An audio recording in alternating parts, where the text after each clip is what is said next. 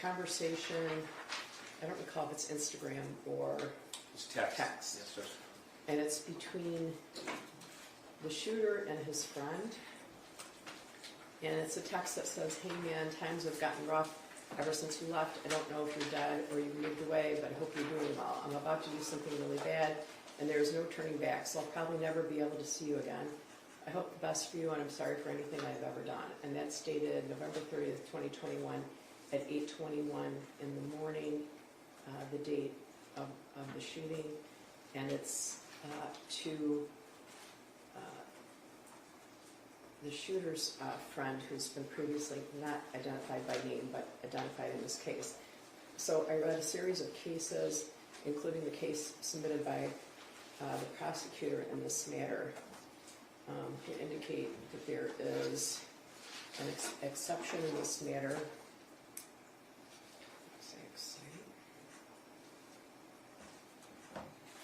That there's not, that this is not hearsay evidence. But I read a series of cases interpreting that issue, and one of those is People versus Stubble. I think it's 149 at 42. In that case, hearsay testimony was given by a prosecuting witness who testified that the defendant had approached her several times to discuss prostitution. And in that matter, the challenge to the evidence concerned the witness's testimony that one of the older men propositioned her friend. So this text in Exhibit 78 is offered by the prosecution under 8033. 8033 applies as an exception to the hearsay rule if the declarant's state of mind is at issue in the case. That's also stated in People versus Lucas, 360 Northwest 2nd, 162. Also a Michigan case. This one's from 1984. People versus Lucas. That also says the court's ruling that the testimony was admissible under the state of mind exception to the hearsay rule pursuant to MRE 8033 was also error.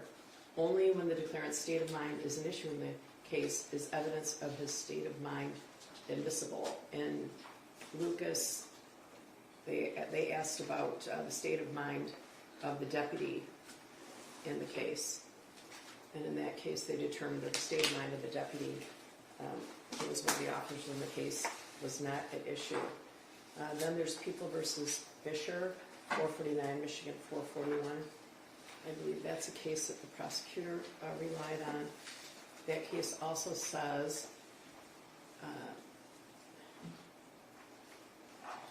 talks about statements and marital discord. In that case was the issue. I believe it was a murder, husband and wife. And in that case, Fisher says, in the case at hand, marital discord, motive, and premeditation are all an issue. Thus, the statements of the victim wife are admissible to show the effect they had on the defendant husband.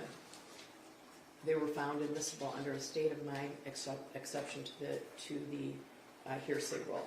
I'm not going to admit People 78 because the defendant's, although the defendant's state of mind in this case might be admissible, the shooter's state of mind is not at issue.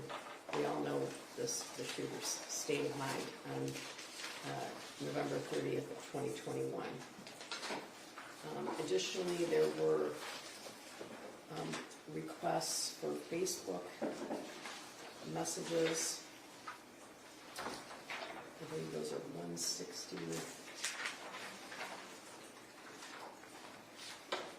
161 was ruled on, am I correct? Yes, Judge. I think it was 118, 153. Was it 133? Oh, I'm sorry, 118, 133, and 153. And 153. All right. So I'm not going to roll on 133 right now.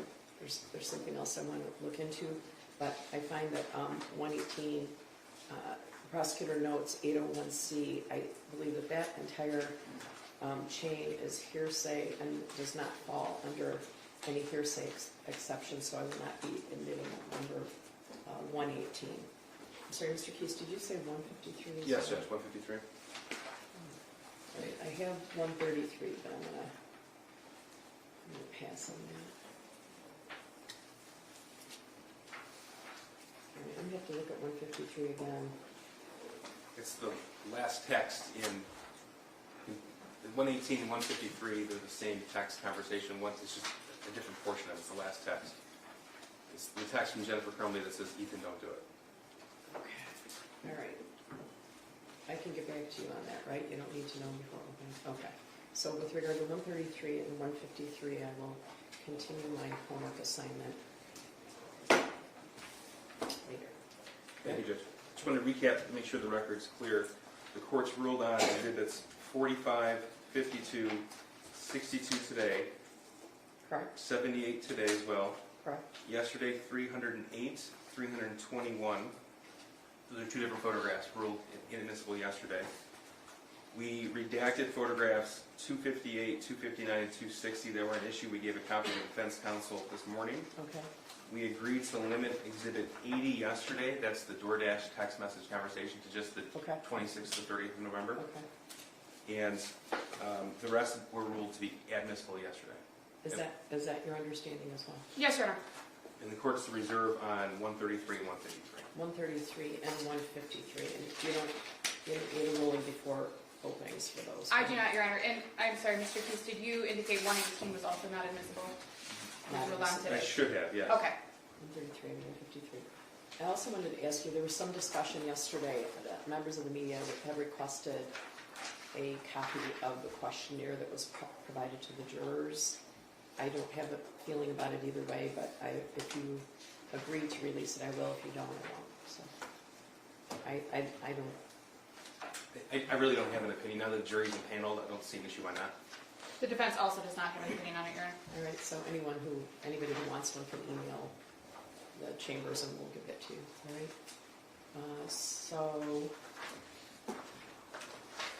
Julian. We have one more issue matter. When we approach her.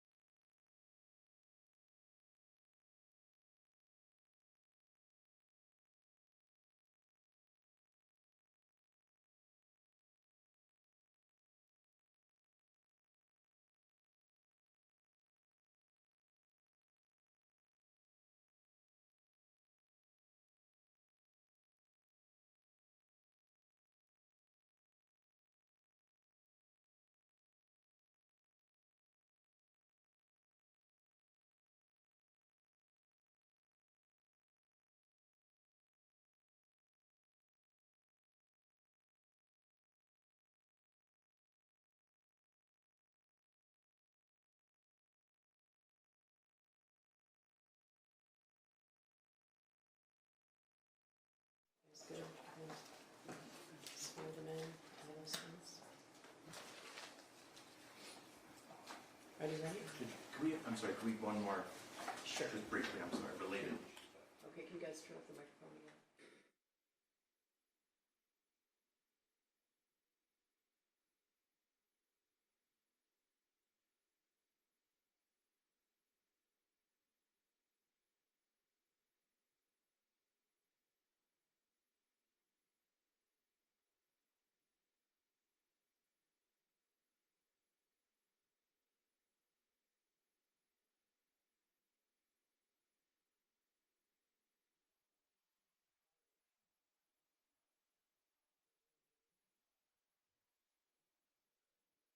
Okay, I'll give them some instructions.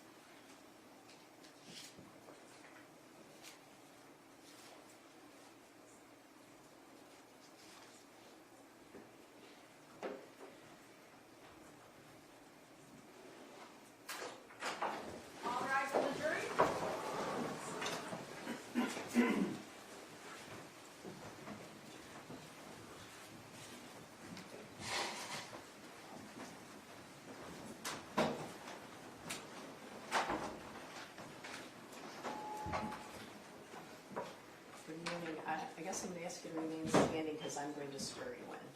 All right? Can you all raise your right hand? Members of the jury, you've been chosen to decide a criminal charge made by the state of Michigan against one of your fellow citizens. I'm going to ask you to swear to perform your duty to try the case justly and to reach a true verdict. If your religious beliefs do not permit you to take an oath, you may instead affirm to try the case justly and reach a true verdict. Here is your oath. Do each of you solemnly swear or affirm that in this action now before the court, you will justly decide the questions submitted to you, that unless you're discharged by the court and from further deliberation, you will render a true verdict, and that you will render your verdict only on the evidence introduced and in accordance with the instructions of the court, so help you God. Thank you. Thank you. You may be seated. I appreciate you being on time. I do. I have to give you some initial instructions, and then you're going to hear old things today, all right? And don't try to write down what I say because I speak way too quickly, and because you're going to get a full copy of these instructions when you go to the jury room, all right?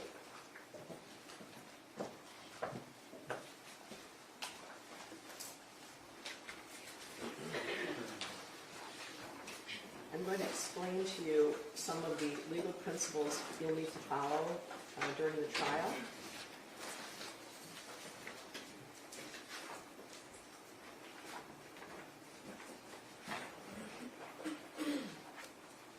I'm going to tell you the elements of the charge.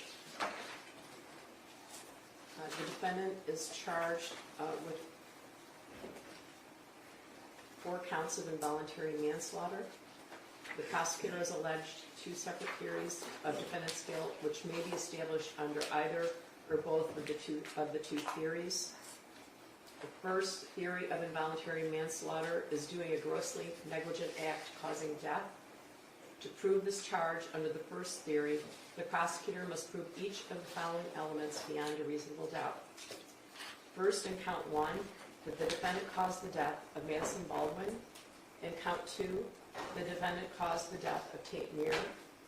In count 3, the defendant caused the death of Hannah St. Juliana. And in count 4, the defendant caused the death of Justin Schilling. That is, that Madison Baldwin, Tate Meir, Hannah St. Juliana, and Justin Schilling died as a result of storing a firearm and its ammunition so as to allow access to the firearm and ammunition by his minor child. There may be more than one cause of death. It's not enough that the defendant's act made it possible for the death to occur. In order to find that the deaths of Madison Baldwin, Tate Meir, Hannah St. Juliana, and Justin Schilling were caused by the defendant, you must find beyond a reasonable doubt that the deaths were the natural or necessary result of the defendant's act. Second, in doing the act that caused Madison Baldwin, Tate Meir, Hannah St. Juliana, and Justin Schilling's death, the defendant acted in a grossly negligent manner. Gross negligence means more than carelessness. It means willfully disregarding the results to others that might follow from an act or failure to act. In order to find that the defendant was grossly negligent, we must find each of the following 3 things beyond a reasonable doubt.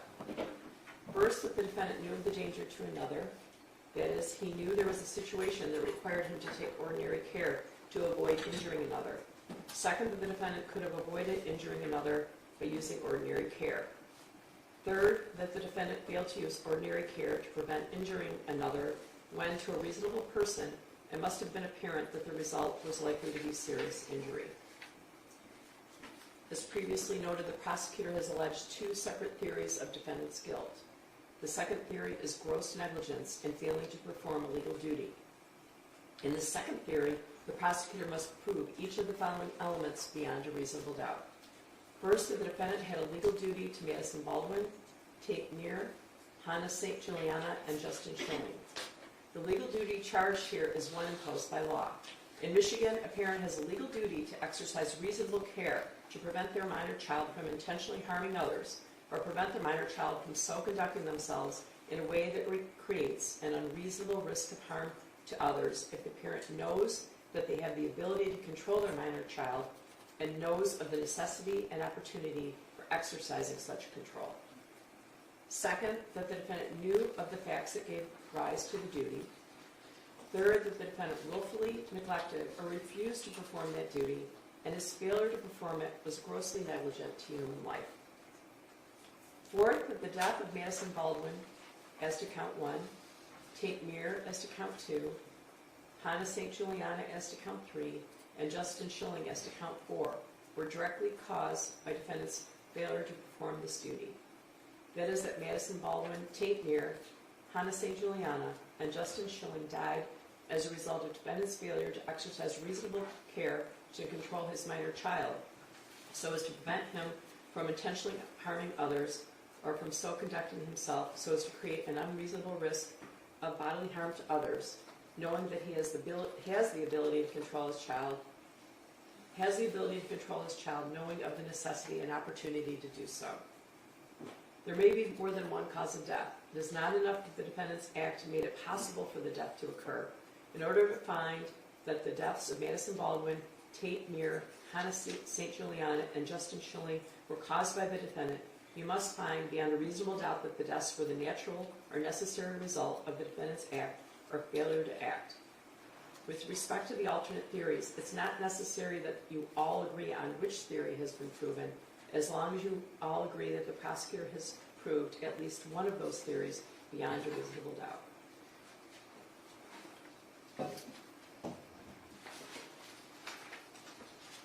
A person accused of a crime is presumed to be innocent. This means that you must start with the presumption that the defendant is innocent. This presumption continues throughout the trial and entitles the defendant to a verdict of not guilty, unless you're satisfied beyond a reasonable doubt that he is guilty. Every crime is made up of parts called elements. I've just described some of those to you, and you'll hear them over and over again, and they'll also be in your jury instructions, the written set that you get at the end. Every crime is made up of parts called elements, and the prosecutor must prove each element of the crime beyond a reasonable doubt. The defendant is not required to prove his innocence or to do anything. If you find that the prosecutor has not proven every element beyond a reasonable doubt, then you must find the defendant not guilty. A reasonable doubt is a fair, honest doubt growing out of the evidence or lack of evidence. It is not merely an imaginary or possible doubt, but a doubt based on reason and common sense. A reasonable doubt is just that, a doubt that's reasonable after a careful and considered examination of the facts and circumstances of this case. I want to mention that you see cameras in the courtroom. I don't want you to be concerned about those. The video cameras and the still cameras will not be taking your picture at any time, so I want to make sure you know that. A trial follows this procedure. First, the prosecutor makes an opening statement. The prosecutor gives their theories about the case.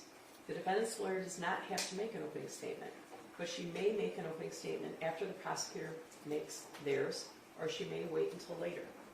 These statements are not evidence. They're only meant to help you understand how each side views the case. Next, the prosecutor presents their evidence. The prosecutor may call witnesses to testify and may show you exhibits like documents or objects. The defendant's lawyer has the right to cross-examine the prosecutor's witnesses. After the prosecutor has presented all of their evidence, the defendant's attorney may also offer evidence, but does not have to. By law, the defendant does not have to prove his innocence or produce any evidence. If the defense does call any witnesses, the prosecutor has the right to cross-examine them. The prosecutor may also call witnesses to contradict the testimony of the defense witnesses. After all the evidence has been presented, the prosecutor and the defendant's lawyer will make their closing arguments. Like the opening statements, they are not evidence. They are only meant to help you understand the evidence and the way each side sees the case. You must base your verdict only on the evidence.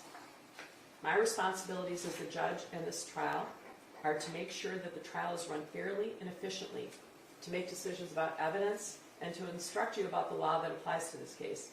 You must take the law as I give it to you. Nothing I say is meant to reflect my own opinions about the facts of the case. As jurors, you are the ones who will decide this case. Your responsibility as jurors is to decide what the facts of the case are. This is your job and no one else's. You must think about all the evidence and all the testimony and then decide what each piece of evidence means and how important you think it is. This includes how much you believe what each of the witnesses said. What you decide about any fact in this case is final. part of your job in deciding what the facts of this case are is to decide which witness you believe and how important you think their testimony is. You do not have to accept or reject everything a witness says. You're free to believe all, none, or part of any person's testimony. In deciding which testimony you believe, you should rely on your own common sense and everyday experience. However, in deciding whether you believe a person's testimony, you must set aside any bias or prejudice you may have based on the witness's disability, race, national origin or ethnicity, gender, gender identity or sexual orientation, or religion, age, or socioeconomic status. There's no fixed set of rules for judging whether you believe a witness, but it may help you to think about these questions. Was the witness able to see or hear clearly? How long was the witness watching or listening? Was anything else going on that might have distracted the witness? Does the witness seem to have a good memory? How does the witness look and act while testifying? Does the witness seem to be making an honest effort to tell the truth? Or does the witness seem to evade the questions or argue with the lawyers? Does the witness's age or maturity affect how you judge his or her testimony? Does the witness have any bias or prejudice or any personal interest in how this case is decided? Have there been any promises, threats, suggestions, or other influences that affect how the witness testifies? In general, does the witness have any special reason to tell the truth or any special reason to lie? All in all, how reasonable does the witness's testimony seem when you think about all of the other evidence in the case? When it's time for you to decide the case, you're only allowed to consider the evidence that was admitted in this case. Evidence includes only the sworn testimony of witnesses, the exhibits admitted into evidence, and anything else I tell you to consider as evidence.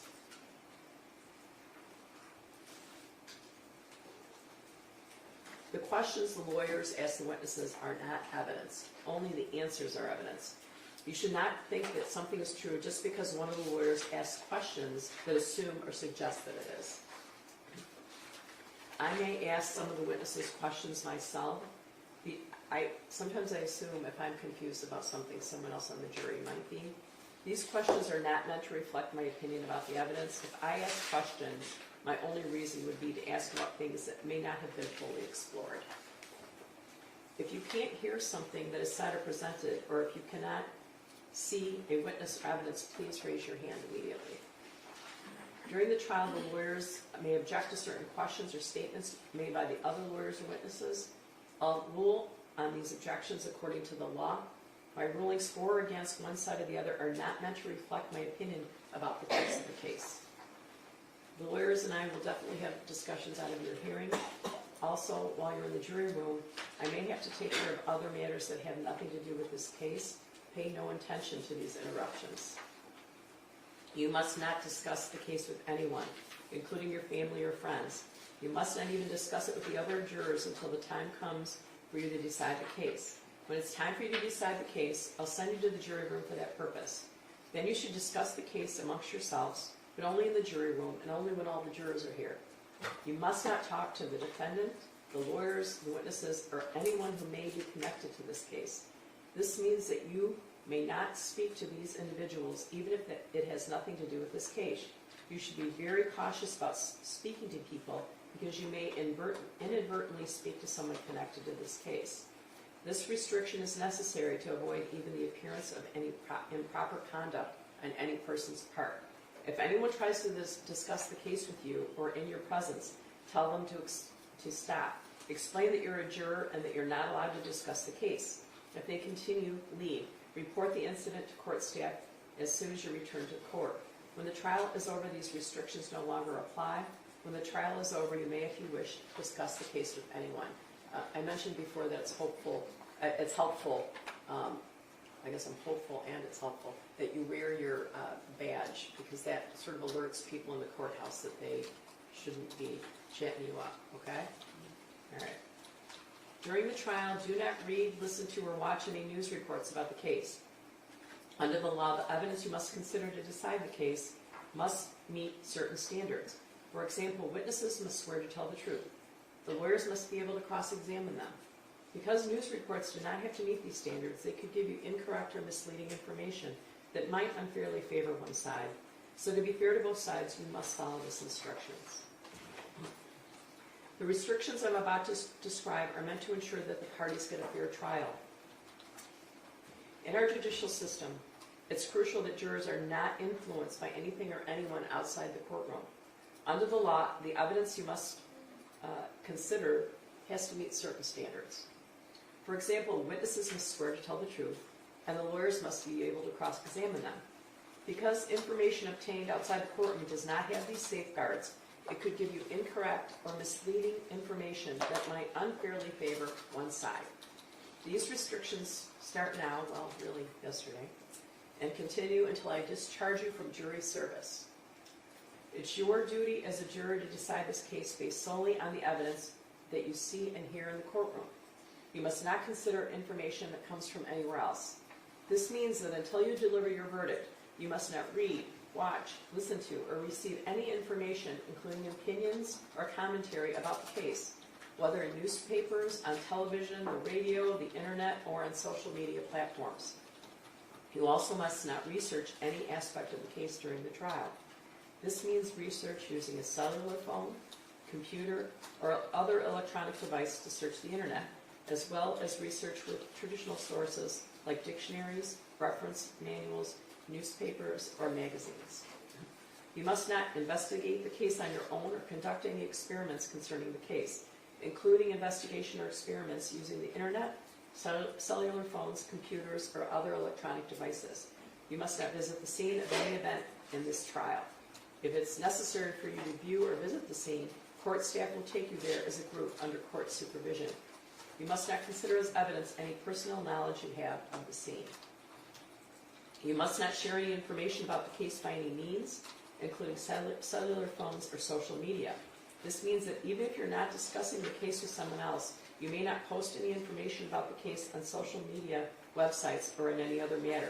If you discover that a fellow juror has violated my instructions, please report it to my court staff.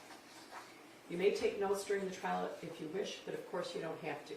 If you do take notes, you should be careful that it does not distract you from paying attention to all the evidence. When you go to the jury room to decide your verdict, you may use your notes to help you remember what happened in the courtroom. If you take notes, do not let anyone except the other jurors see them during deliberations. You must give them to my clerk when you leave each evening. Your notes will not be examined by anyone, and when your jury service concludes, your notes will be collected and destroyed. It is possible to replay a witness's testimony upon your request. I think I mentioned this to you yesterday. However, you would be required to hear the entire witness's testimony. You can't fast forward to a certain part and all yell, aha, okay? It's not fair to both sides. You would have to hear that entire witness, all right? There's more than one defendant involved in this matter. You should consider only the evidence presented in this defendant's trial. Each is entitled to have his or her case decided on the evidence and the law that applies to him or her. You can see that there are 15 of you. We have you in 2 different jury rooms just for comfort. After you've heard all the evidence in my instructions, we will draw lots to decide which of you will be dismissed to form a jury of 12. Possible penalty should not influence your decision. If you find the defendant guilty, it is my duty to fix the penalty within the limits provided by law. I'll definitely be giving you more instructions throughout the trial. After all the evidence has been presented, you will hear the lawyer's closing arguments. Following the closing arguments, I'll give you additional instructions about the rules of law to apply to this case. You should consider all of my instructions as a connected series. Taken all together, they are the law you must follow. After my final instructions, you'll go to the jury room to decide on your verdict. A verdict must be unanimous. That means that every juror must agree on it, and it must reflect the individual decision of each juror. It's important for you to maintain an open mind and not make a decision about anything in the case until you go to the jury room to decide the case. You must not let bias, prejudice, or public opinion influence your decision. Each of us may have biases or perceptions about other people based on stereotypes.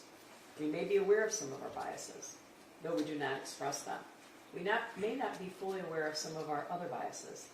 Take the time you need to test what might be automatic or instinctive judgments and to reflect carefully about the evidence. I caution you again to avoid reaching conclusions that may have been unintentionally influenced by stereotypes. You must reach your own conclusions about this case individually. but you should do so only after listening to and considering the opinions of the other jurors who may have different backgrounds and perspectives from yours. All right, so we're going to hear openings. Prosecutor.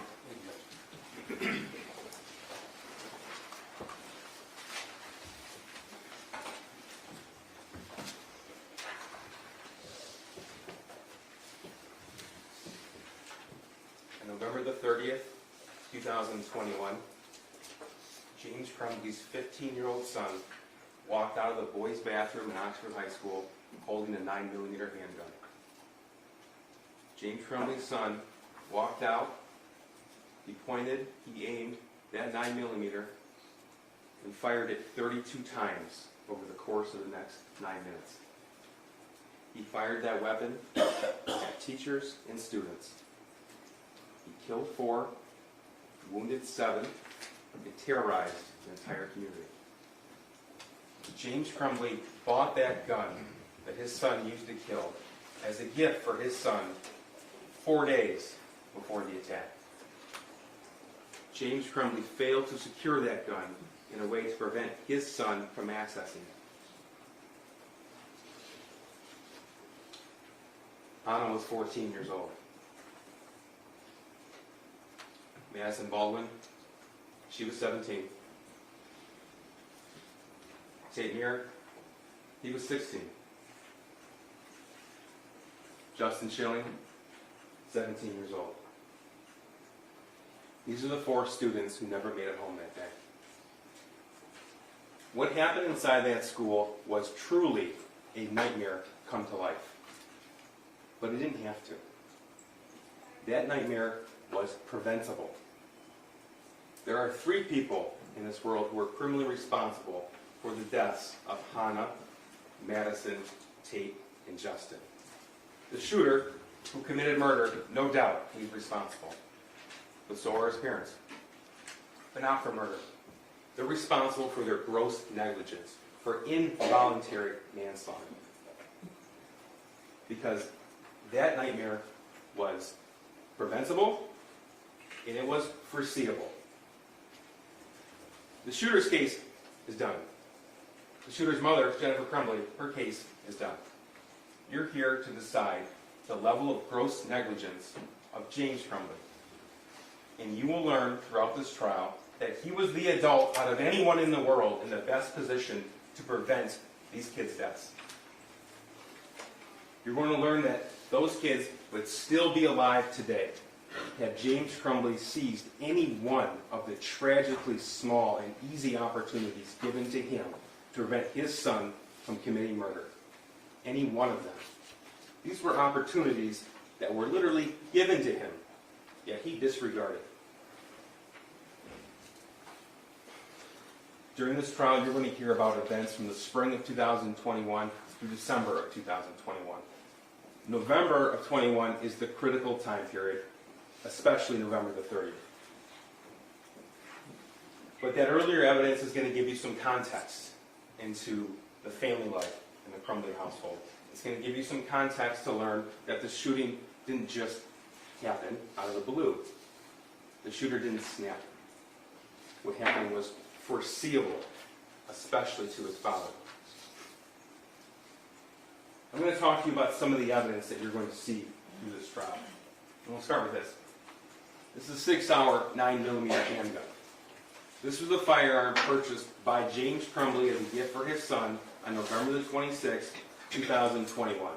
This is a picture taken by the shooter, found on his phone, the day that gun was brought home. This is an Instagram post from the defendant's son. The next day, November the 27th, 2021. That's after his mom took their son to the shooting range to practice with that gun. Took my new SIG out to the range today. Definitely need to get used to new sights, LOL. This is a post from Jennifer Crumbley, the shooter's mother, the defendant's wife. That same day, November the 27th of 2021. Mom and son day testing out his new Christmas present. My first time shooting a 9mm. I hit the bullseye. You're going to learn that it wasn't just those 2 extra magazines for the handgun in the plastic case that came with it when James Crumbley made that purchase. You see, he was given the tools to make that firearm safe. He was provided a cable lock. It was provided by the manufacturer, by Sig Sauer. It went to the firearm dealer who sold it to James Crumbley. It was for that gun.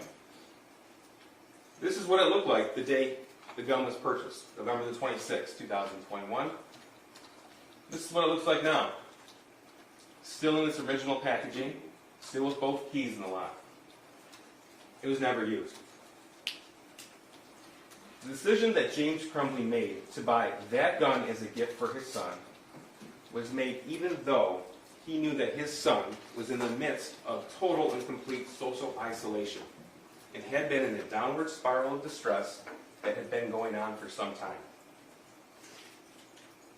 You'll see evidence that as early as spring of 2021, the shooter had expressed to his one and only friend that he had asked his father for help. He told him to suck it up. That was in April of 2021. You'll learn that instead of receiving help or intervention of any kind, James Crumbley instead began to take his son to the shooting range, even buying himself a .22 caliber Kel-Tec semi-automatic pistol, and his son a different gun, .22 caliber 2-shot Derringer. That was June of 2021. They would go to the range together on a consistent basis over the next few months. We have evidence of a number of trips, and you'll see some of that. Some of this background is going to shed light on what happened in November of 2021. This is a pivotal month in the Crumbley home. As I said, the shooter had one and only one friend. That was no secret. James knew about that. You're going to see evidence that the shooter and his friend would communicate with each other throughout the day and throughout the night. The level of data on that text message conversation alone dwarfs everything else on the shooter's phone. You'll hear evidence that there were over 22,000 text messages in just 1 year between the shooter and his friend. Those two shared quite a bit with each other. This is the friend that the shooter confided in when he asked his father for help. That friend was taken from the shooter at the end of October of 21. He didn't just move schools and go to another town. He was taken out of state without warning, without notice, and without a way to communicate. The impact on the defendant's son was severe. His entire social connection was severed, and James was there to know about it. You see, he wasn't working at that time. From November the 1st to November 9th, he didn't have a job. And when he did work before that, it was from home. When he did get a job on November the 10th, it was for DoorDash, where he could set his own schedule and decide when he did work and when he didn't work. It was also during this month of November that the defendant's son began to write in a journal. Some of that is going to be permitted to be shown to you, and Judge Matthews decides what you see and what you don't see. The portions you'll see is that the defendant's son wrote about how he was begging his parents for help, how he's begging for a more powerful 9mm handgun to commit the school shooting, and how he's able to obtain access to the murder weapon.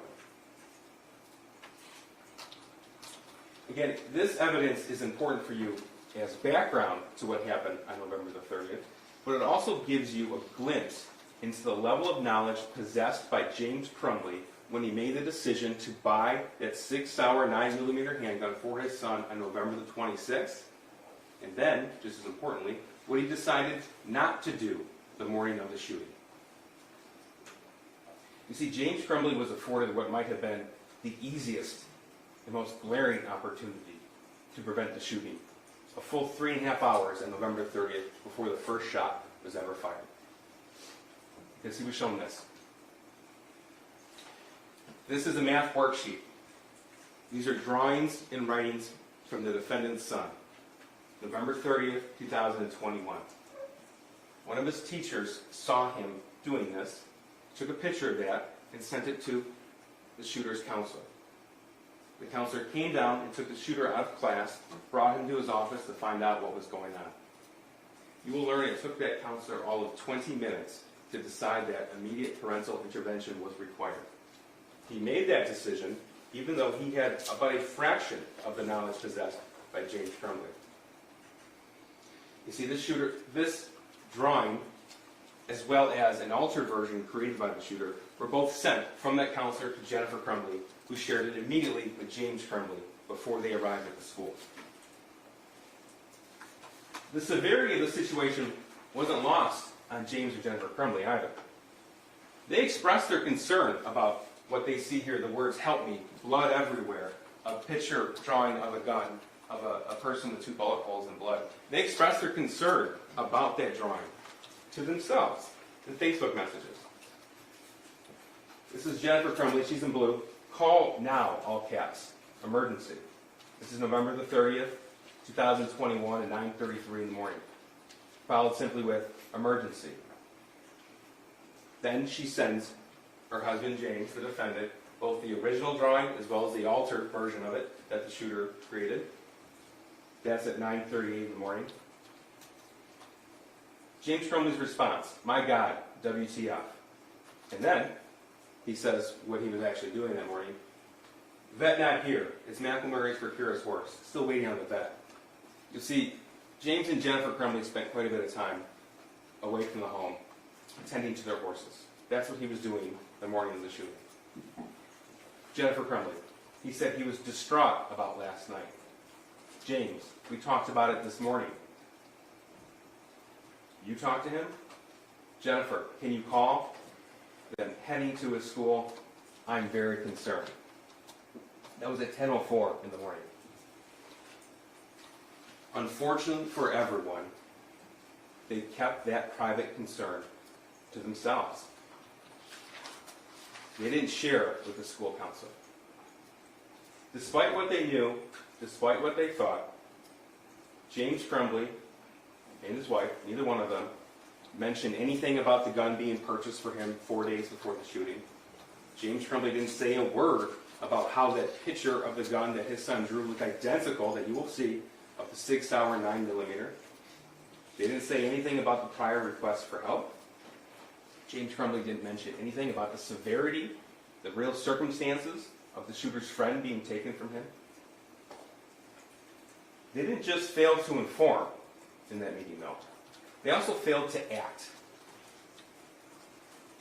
It was recommended at that meeting that James and Jennifer Crumbley get help for their son then, immediately, that day. And they were provided with a list of resources with mental health providers that would fit any budget, any insurance plan, or even no insurance at all. But they didn't. James Crumbley didn't do anything. Jennifer Crumbley didn't do anything. Neither one of them called. They didn't take him home. The reason given to the counselor is that they had to work. But James didn't mention that. As a DoorDash driver, he set his own schedule. He didn't mention that he hadn't even signed in for the day for DoorDash yet. He was at the vet. Or that as a DoorDash driver, he was able to just put his son next to him in the car.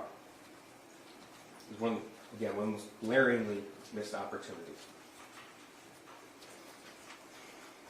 But instead of seizing that incredible opportunity that was before him, James Crumbley spent the next 2 hours driving around town making deliveries.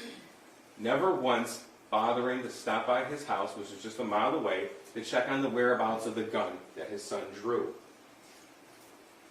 Even when he drove by the house to do so. Never once. The gun that he knew was kept unsecured.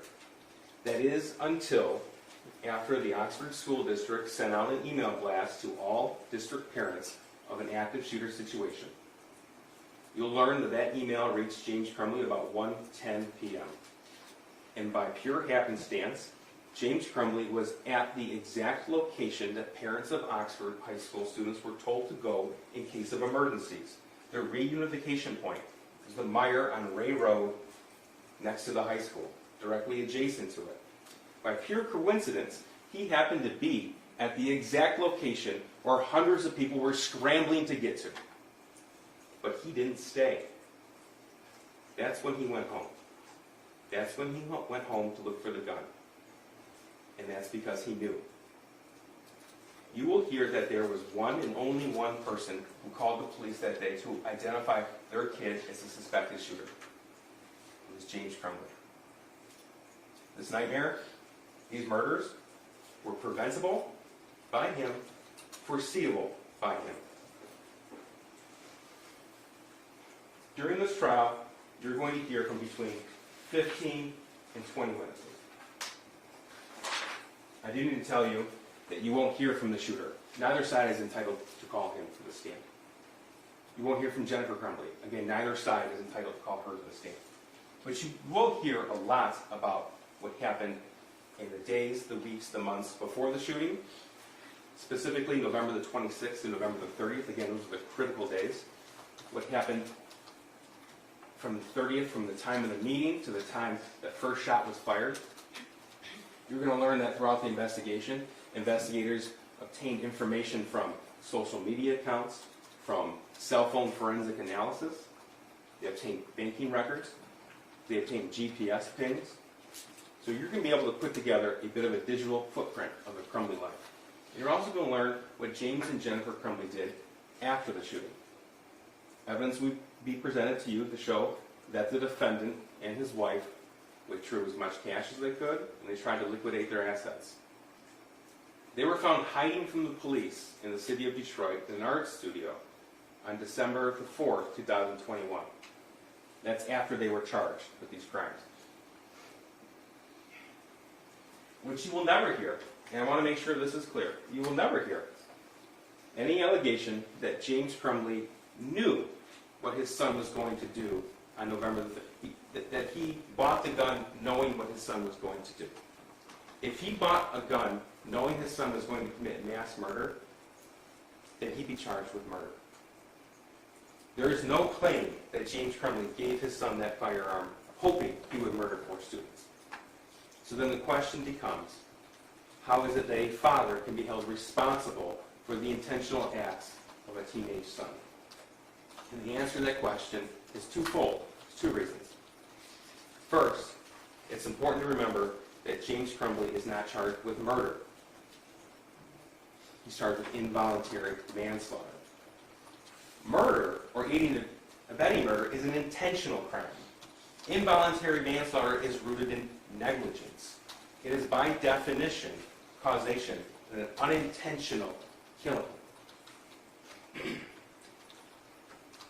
Second, it's because it takes a rare and specific set of circumstances to rise to the level of involuntary manslaughter when there are multiple causes of death. A rare set of circumstances. Those rare circumstances you will find present in this case. It takes gross negligence. It takes causation of death. And it takes that other person's acts to be reasonably foreseeable. Those are the 3 elements that must be proved. And that's what Judge Matthews is going to tell you. You will learn that the law says that in this situation, there are actually 2 different ways to find this defendant guilty of involuntary manslaughter. You are able to pick either, because the law allows you to do so.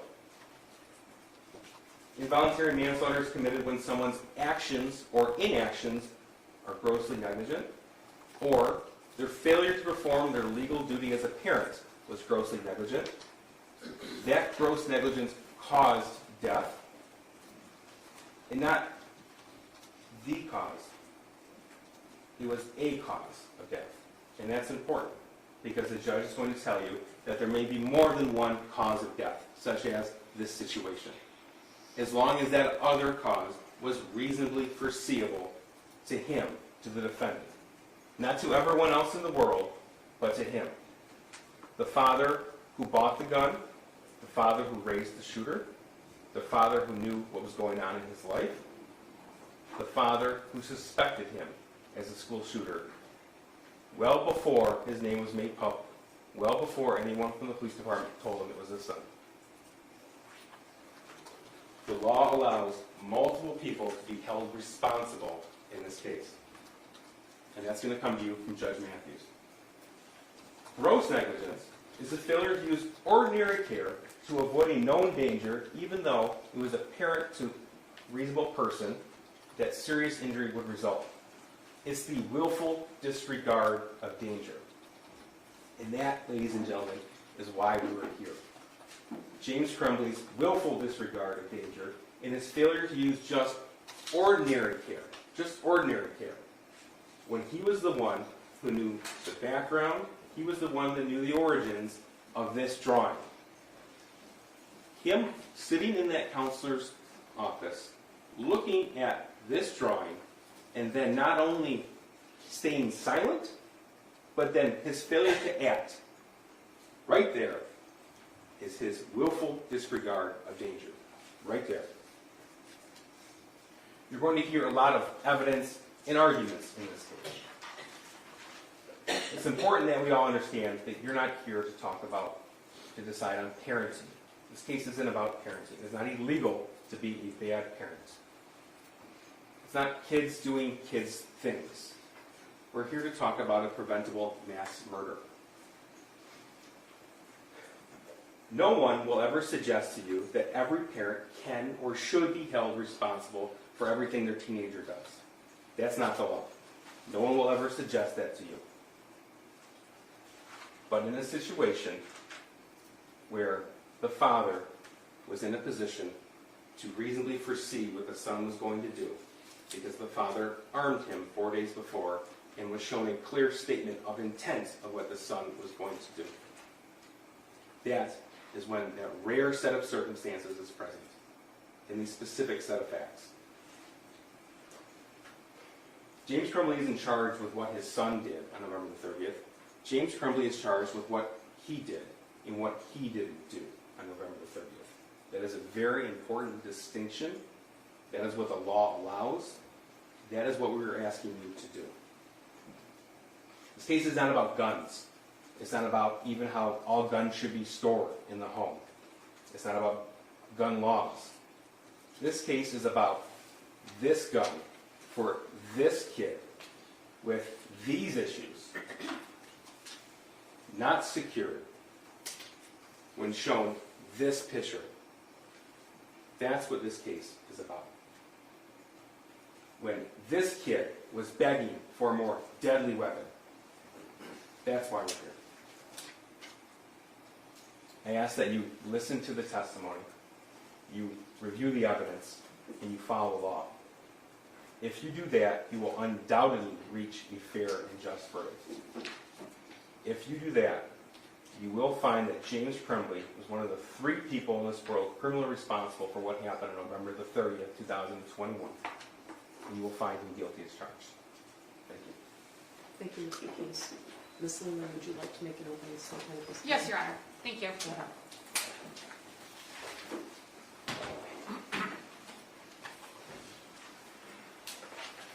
The events of November 30th of 2021 undeniably changed people's lives in ways that most people could never imagine. 4 children lost their lives. Families were destroyed, and a community was terrorized. But this case is not about what happened inside of Oxford High School. This case is about what happened outside of Oxford High School. The prosecution alleges that James Crumbley was aware that his son was a danger to others, and that he failed to protect other people from his son. The prosecution alleges that James Crumbley had knowledge that his son could and would hurt other people, and that he failed to protect those people, that he failed to take steps to protect others. And ladies and gentlemen, that simply is not true. You will hear evidence in this case of what occurred inside of Oxford High School. You will hear the prosecution's version of what they claim James Crumbley may have known. You will hear that a gun was purchased on November 26th of 2021 by James Crumbley. You will hear what kind of a gun it was. It was a handgun. You will hear how it was stored. You may hear where it was stored. You will hear whether or not Mr. Crumbley's son knew where that firearm was. pay attention also to what you don't hear. Pay attention to that you won't hear that James Crumbley knew that his son knew where that firearm was. Ladies and gentlemen, James Crumbley was not aware that his son had access to that firearm. You will hear testimony that access was not allowed in James Crumbley's mind. Ladies and gentlemen, you will not hear that James Crumbley knew what his son was going to do. You will not hear that James Crumbley even suspected that his son was a danger. That math homework that the prosecution is putting up on the screen, you're going to hear about that. You're going to hear about what other people thought about that. People at the school, including James Crumbley. There's going to be probably quite a bit of discussion about that piece of math homework, ladies and gentlemen, and you're going to hear all about it. Ladies and gentlemen, James Crumbley did not know what his son was going to do. He did not know that his son could potentially harm other people. He did not know what his son was planning. He did not purchase that gun with the knowledge that his son may use it against other people. You will not hear that he did that. The prosecution told you that. The prosecution just told you you're not going to hear that. You're not going to hear that James Crumbley purchased that gun with the knowledge that his son was going to go harm other people. But what the prosecution wants you to believe, the part that's not true, is that James Crumbley knew what his son was going to do and knew that he had a duty to protect other people from his son. Ladies and gentlemen, that's not true. He didn't know. You're going to hear about James Crumbley's relationship with his son. There may be other witnesses who testify about that, about how James interacted with his son, including on the day when that math homework was shown. You're going to hear from other people. They're going to tell you, in their own words, what they observed about James Crumbley and his son, about what they observed about his son, about any concerns they may have had.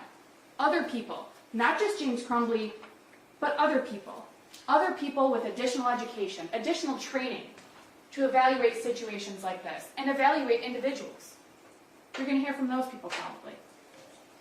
And they're going to tell you in their own words what they thought about the math homework, about Mr. Crumbley's son, about Mr. Crumbley's interactions with his son. Yes, James Crumbley was a DoorDash driver. We all know that. It's been said multiple times. Ladies and gentlemen, being a DoorDash driver doesn't mean that your job is any less important to you or other people than any other job. It doesn't mean that you don't feel that you have a duty to go to work. And ladies and gentlemen, when you're not aware of an immediate, imminent danger, why would you do anything different than what you normally do? You wouldn't, because you don't have any reason to think you need to. So ladies and gentlemen, you're going to hear the evidence. You've heard a lot of questions in the last couple of days from both the prosecution and myself. You probably have an idea where each side lands on these issues. But you're going to hear the evidence. You're going to hear from people other than us. And you're going to be able to hear in their words what they thought about those days from November 26th to November 30th of 2021. And their feelings, what they observed, any concerns that they may or may not have had. The prosecution has asked you repeatedly to follow the law. I'm going to ask you to do the same thing. Please do follow the law. And I'm confident, we are confident, that if you do that, if you follow the law, that you will find James Crumbley not guilty. Thank you. Thank you, Ms. Newman. Should I give them a little break? We got a little break. I'm going to give you a little break, so you might have to do a little bit of setup in the courtroom, and then you're going to hear the first witness, okay? So for about 10 minutes, about 5 minutes time. All rise for the jury.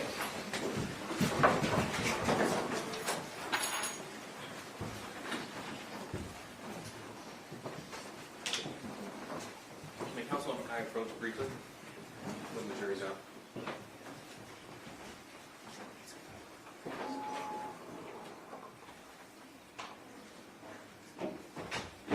Mic off, Your Honor. Yeah, can you turn the microphone off?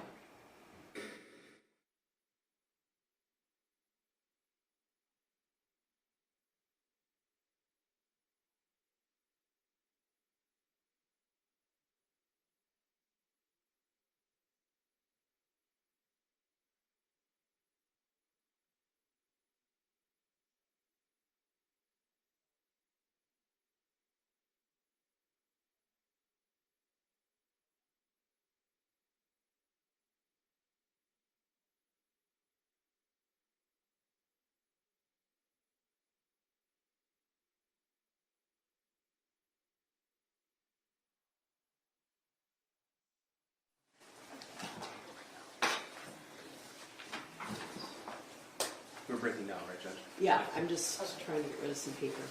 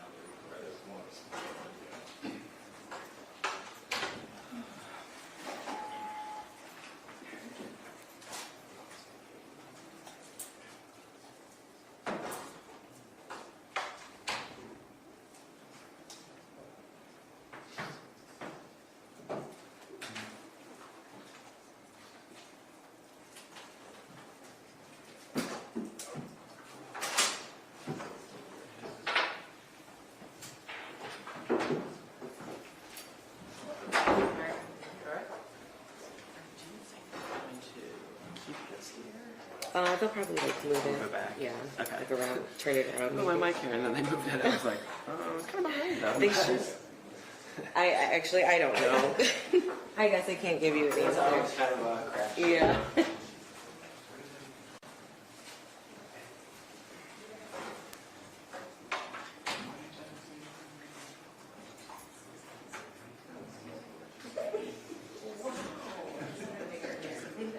I'm sorry, I'm coming through one more time. He's so mean to me.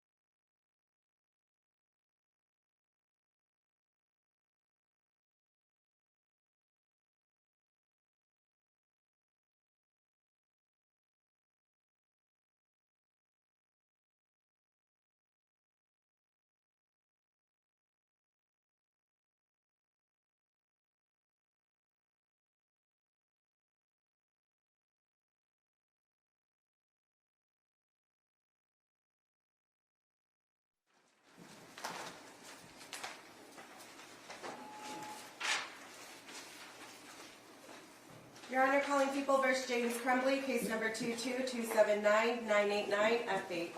Thank you. Good morning. Mark Houston on behalf of people. Karen McDonald on behalf of the people. Good morning, Your Honor. Marielle Lehman on behalf of James Crumbley, who is standing to my left. I'm ready for the jury. We are, Your Honor.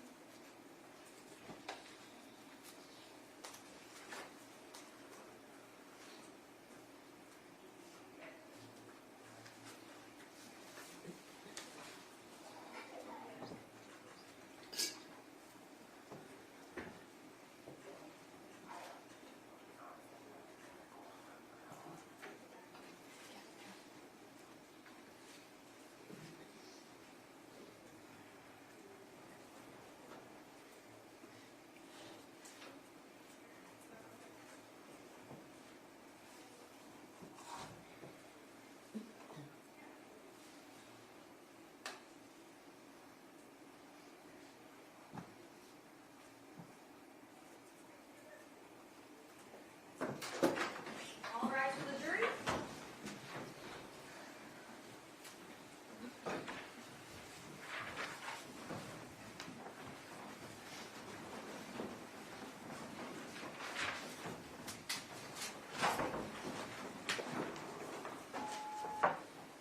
You may be seated. I'm asking who's the first witness? Molly Darnell, Your Honor. May I get her in the hall? Sure. Oh, that's right here.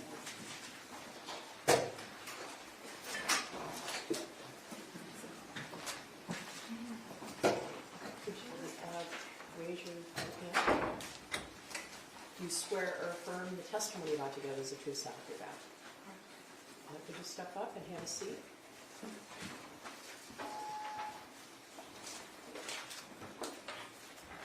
And would you state your name for the record and spell your first and last name? Molly Darnell, Mollydarnell. Okay. May I proceed? Good morning. May I call you Molly? You can. Okay.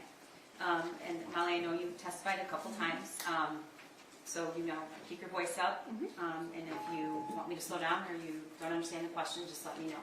Okay. Okay. Can you tell the jury what you do for a living? I'm an educator.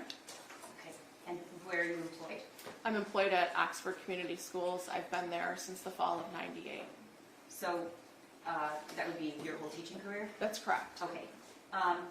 What is your role now? My role now is I am a virtual teacher with Oxford Virtual Academy. I'm a mentor teacher for middle schoolers. All right, so do you go to the high school now? I do not, no. All right. Can you tell the jury what your role was and which building you worked at on November 30th of 2021?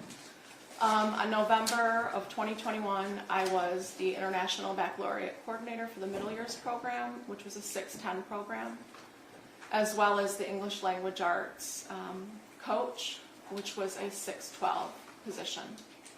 Okay, so you didn't have, did you have instructional contact with students, or was I it did more not. teachers? No, I worked with teachers, predominantly the English Language Arts department, but I worked with many other teachers throughout the 612 curriculum. It was like it's a coaching job, so instructional curriculum, that type of what's happening in the classroom at that point in time. When was the last time you had a traditional teaching schedule? A traditional teaching schedule.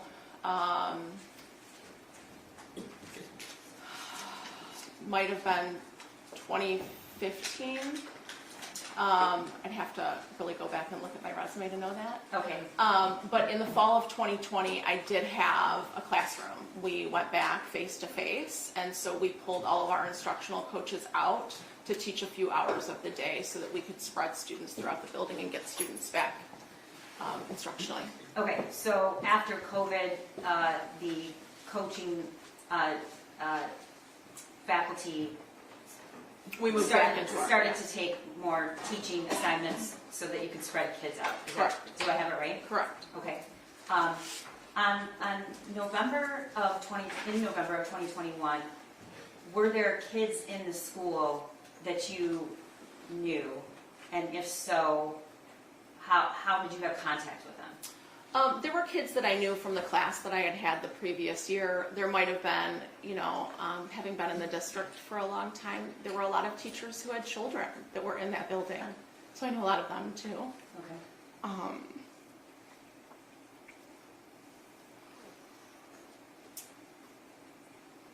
I'm glad you brought that up.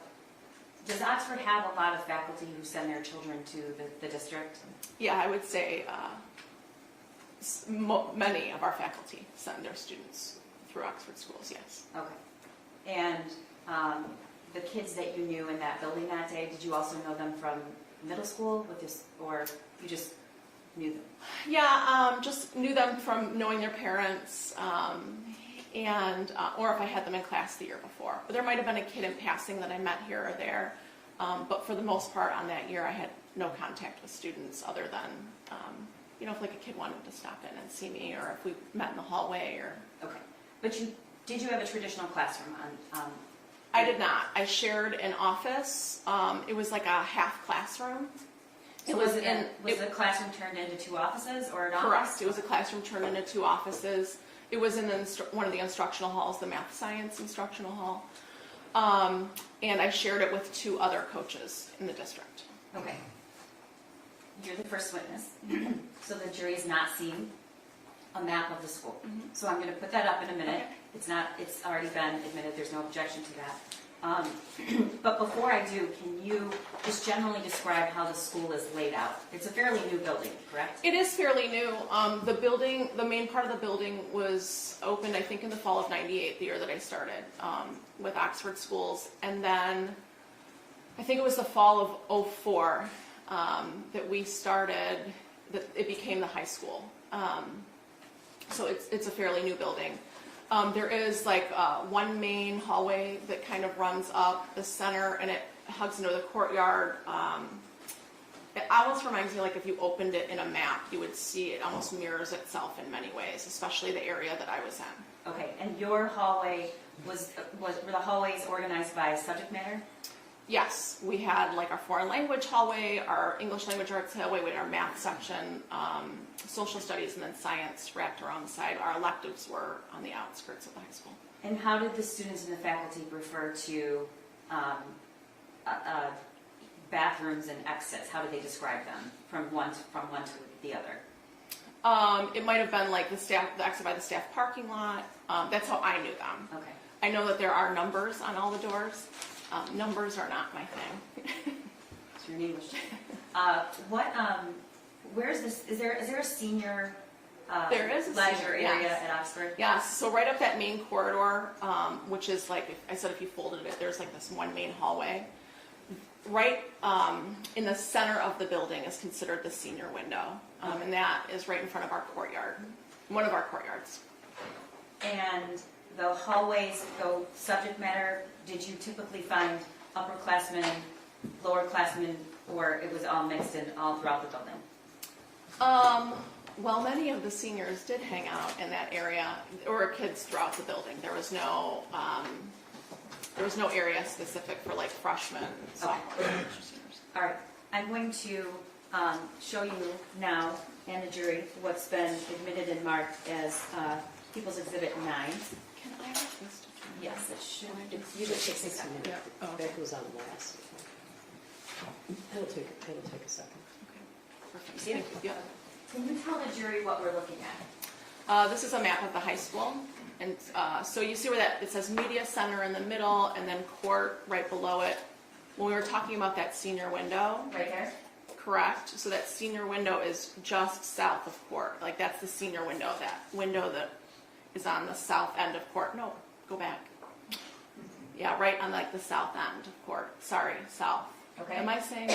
Maybe I'm directionally challenged. I think. I'm sorry, I am. everyone I'm knows gonna wanna this. go north. Okay, so what, I guess it would be east. what was the number for your classroom? My number is 222. Okay, and we'll,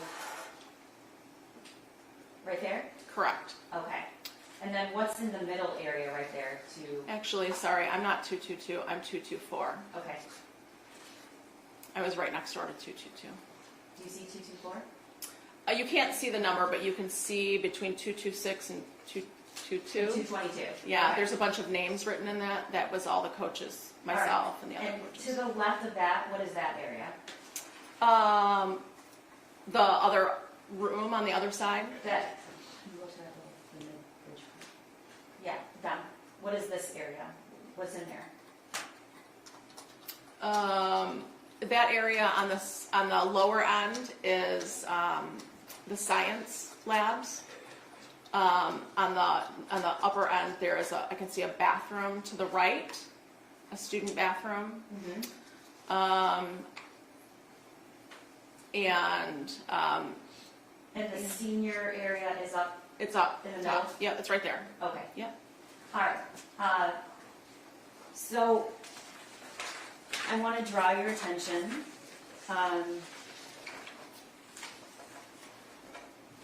to around 12:50 on November 30th, 2021.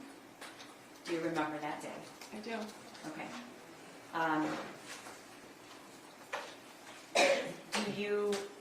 Did you have any kind of teaching assignment on that day?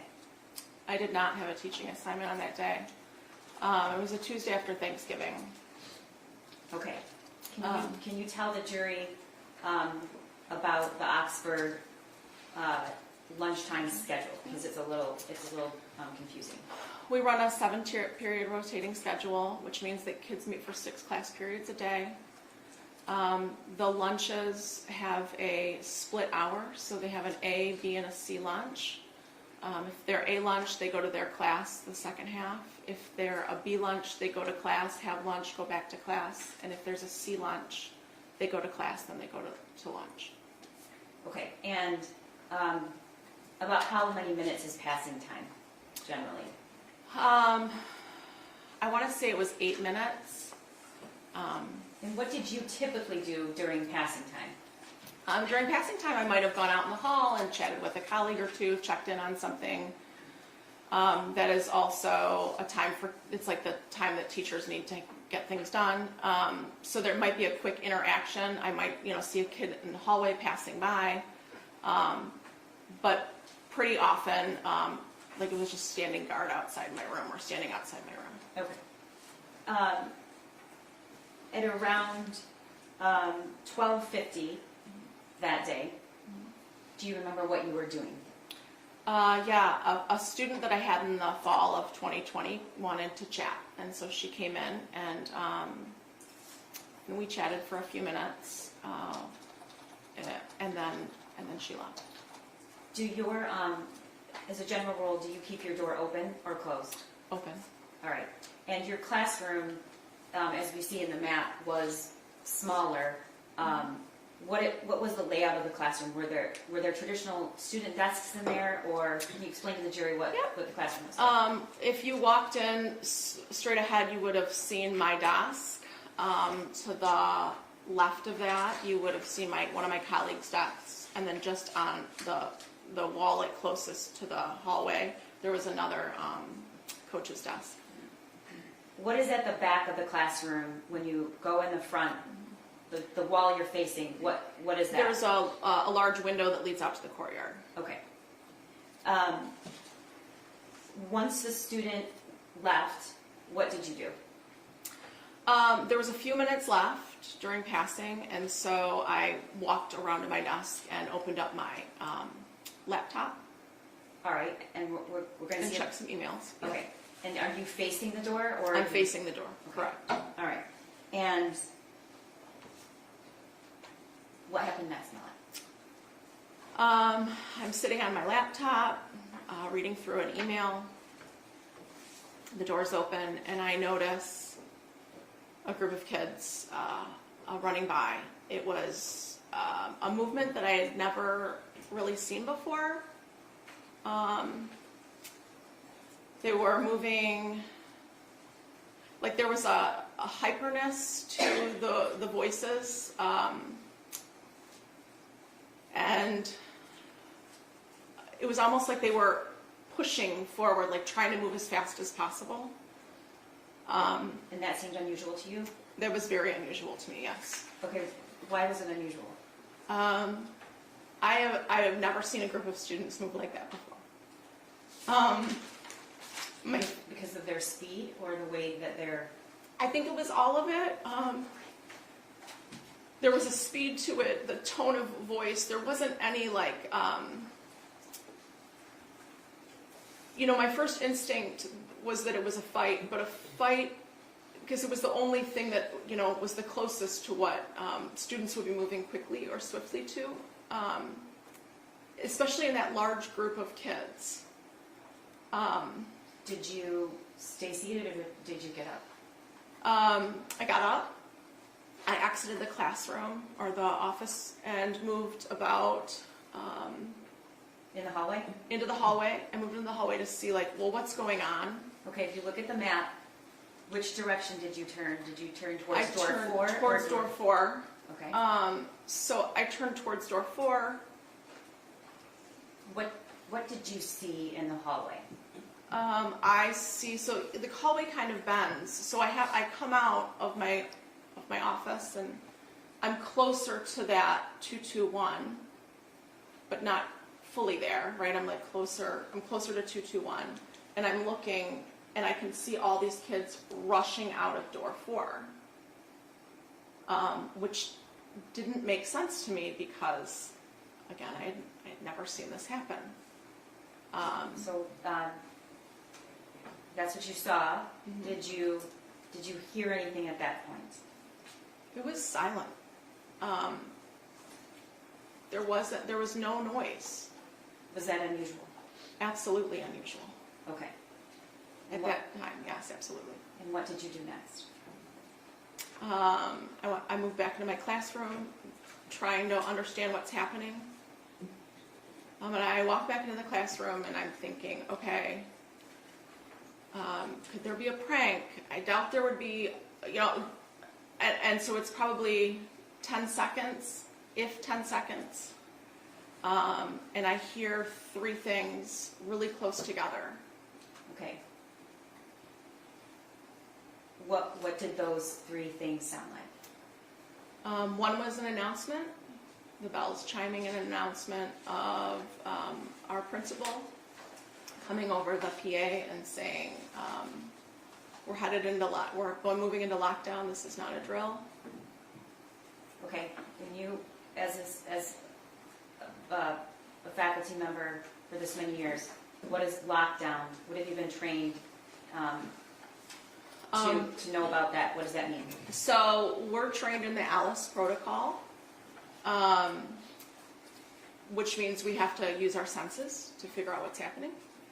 But with all of those students and with what I was hearing, the 2 additional things that I was hearing was like a loud pop, pop, pop, and then multiple doors slamming. I moved to shut my door and lock myself in. I want to stop for a minute. Mm-hmm. What is your experience with firearms up until this point? Up until this point, my experience with firearms is limited. I have, however, shot a weapon. I have in my life shot a weapon. Okay.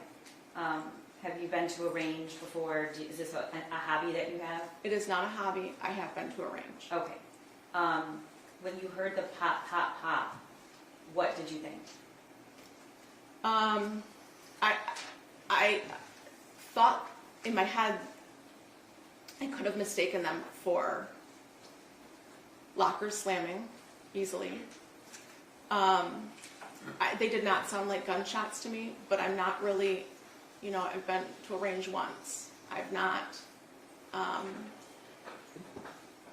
I don't really know what a gun sounds like. Okay, so what, you said the three things, the announcement, The announcement, the pop, pop, pop of a weapon that I now know, and doors slamming. okay. And what did you do? I moved to shut my classroom door because when I had come back in, I had not shut it. So I shut that classroom door, and we have a night lock next to all the doors. Can you tell the jury what a night lock is? A night lock is a device that slides into the door. Where do you slide it? You slide it in the bottom of the door, and it keeps the door. So on my office and all of the rooms in the building have glass partitions on the side. So if someone were to shoot out that and try to get in, it would keep that door from being opened. Okay, I'm going to show you what's been admitted as Exhibit 10. Molly, what is that? That's the office that I had. Okay, so that's your door open. Yep. All right. And where is your, this is not a pic, is this a picture that adequately reflects the normal, No, okay. this was. We're going to get to why that's like that, but where is the desk that you were sitting at? Straight ahead, there's that tall lamp. My desk was the other way. The other way? Yeah. Right there. Okay. So, you said you approached the door, you shut it, I did. I shut it. and then where was the night lock? It is in this photograph. You can see that bag that's mounted to the wall. It was, that's a blood bag that we keep in all the classrooms. And then, or like a medical bag or whatever. And then just in front of that, you can't even see it. It's so close to the door, Okay, was the night lock. okay. And I think I might have interrupted you. What is significant about the night lock, and why is it used in a lockdown?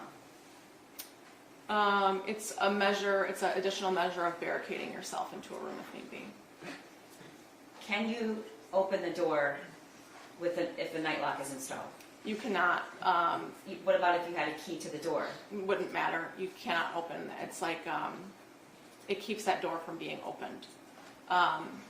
You would have to remove that metal frame in order to get that door off. Okay, and how do you, so the person from the inside has to disengage the night lock, is that, Yes. do I have it right? Yes. Okay, so, you close the door and you get the night lock, and then what happens? Did you see anything in the hallway as you approached your door? No, I didn't. I shut the door.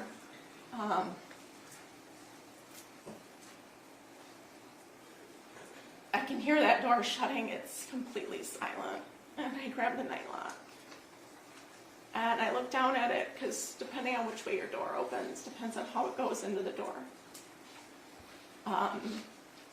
And I see in my peripheral vision some movement, and so I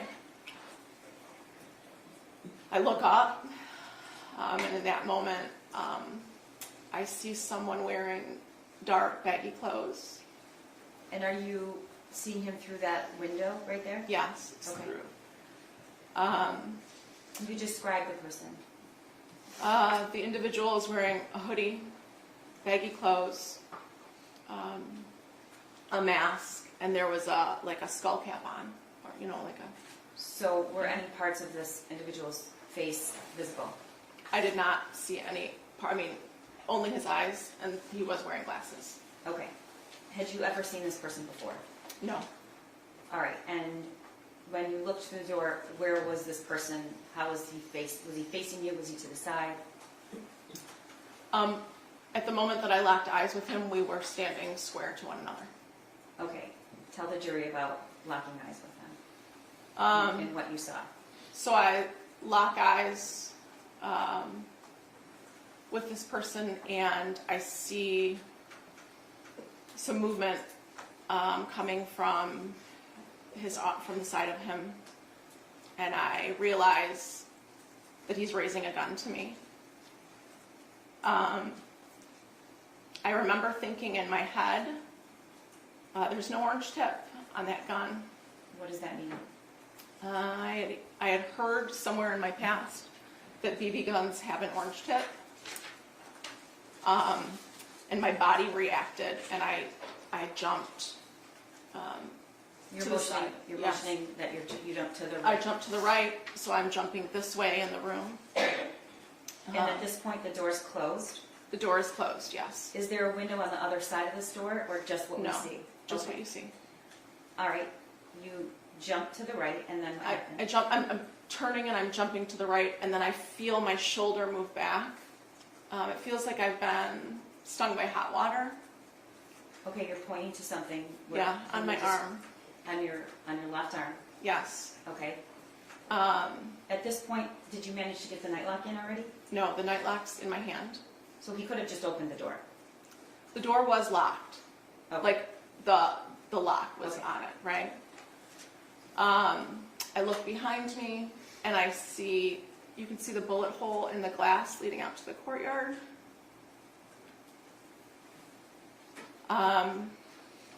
And in my head, I remember thinking, a BB gun can't do that.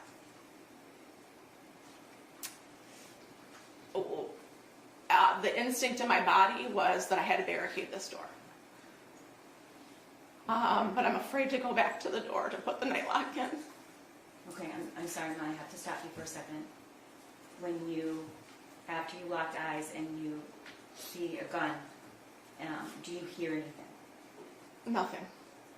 Okay. Oh, well, sorry. That's okay. It's totally silent in the hallway, but I do hear 3 loud pops.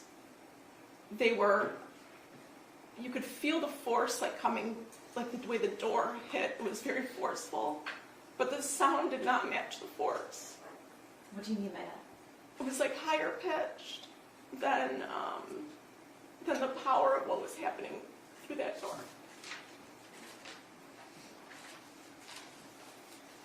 When you jumped to the side, you said then you looked and saw the bullet hole, and then what did you do next? There was a filing cabinet over on this side of the door against the wall, and so it's like a longer one, and so I grab it and I'm trying to move it, and I'm realizing I can't move it, but I know I have to get back and barricade that door. Okay. You were shot that day. I was. Okay. And can you tell the jury and show the jury where you were shot? Yeah. I'm gonna remove this. Is That's it okay?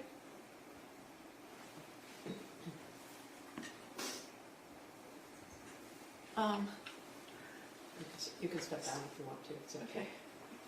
Okay. So, as you can see, it's kind of like on the back side of the arm. It's not straightforward. Like, you can't see the scar when I'm standing straight forward. So he caught me when I'm jumping on this side. He catches me. And there's There's an entrance and an exit wound, and the line in the middle is where the bullet cauterized my flesh.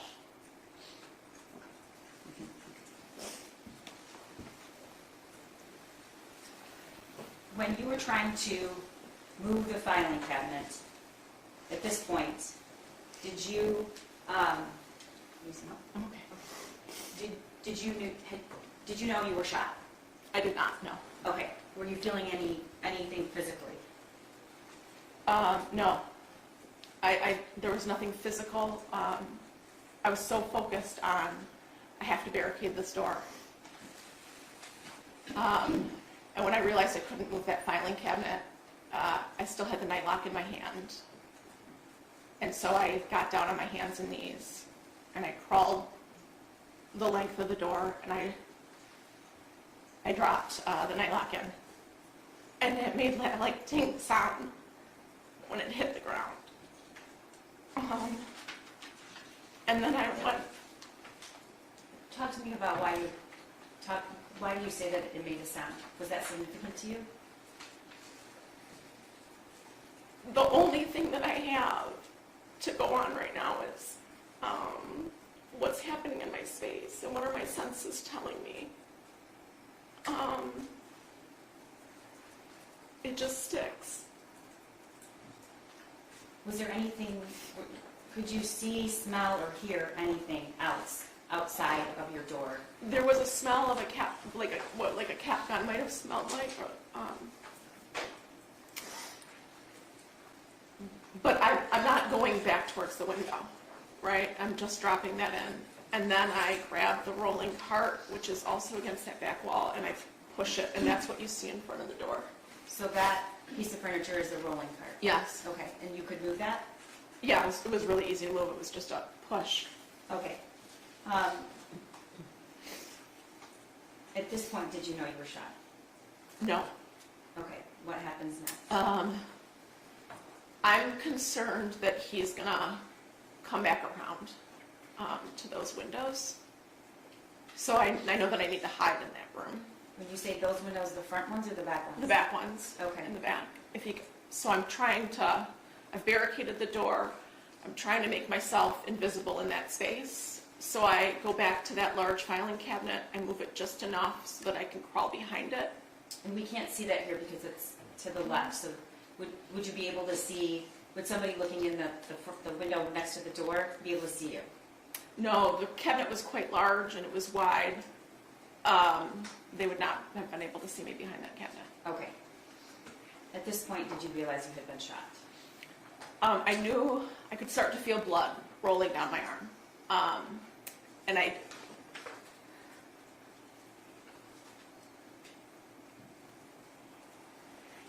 What kind I of don't think I was admitting that I was shot, right? It's not some, it was so far out of what I knew to be what happens. And so I just knew that if I was bleeding, I had to put a tourniquet on. But I can't get back to that bag that has medical supplies in it. So I removed my cardigan that I was wearing that day. And I used one of the sleeves to tie around my arm, put part of it in my mouth and the other part in my hand, and I just tightened it around my upper arm.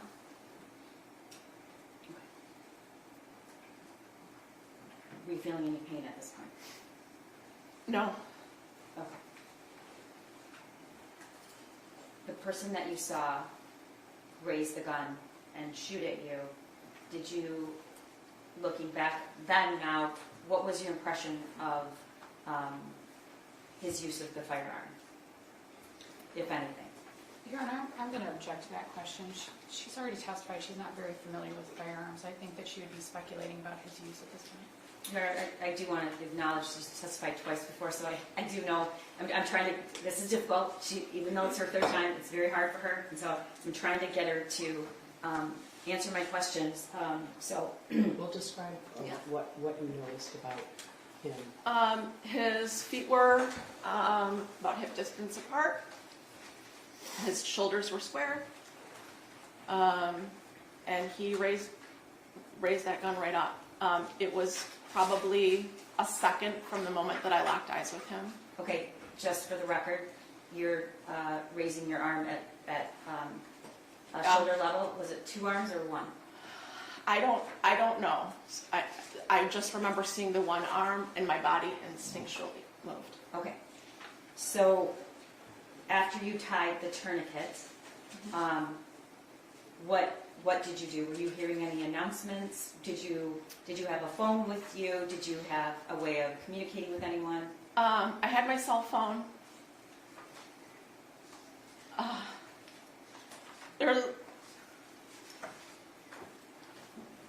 The thing that I know to do is to barricade and listen. So I'm trying to figure out what to do next. I know that if we're in lockdown, 911's been called. There's a phone on that desk, but if I reach for it and he's there, he'll see me. And then I'm worried about what's happening in the front office. So I don't want to call up there. And I text my husband, I love you, active shooter. Within a few... Did you let anyone know that you had been shot? No, not at that point. within a few minutes, I receive a text message from my daughter, who went to school in a neighboring district. Through social media, she had heard that there was an active shooter at Oxford High School. She said, "Mom, are you okay?" And I said, "I'm sheltered in place. I'm safe. And I love you."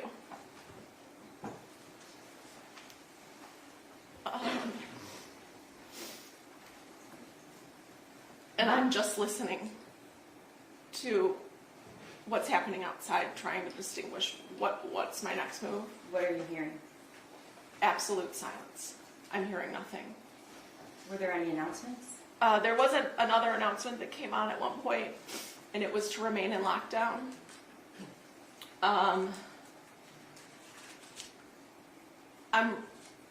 There's a hallway text thread that we have.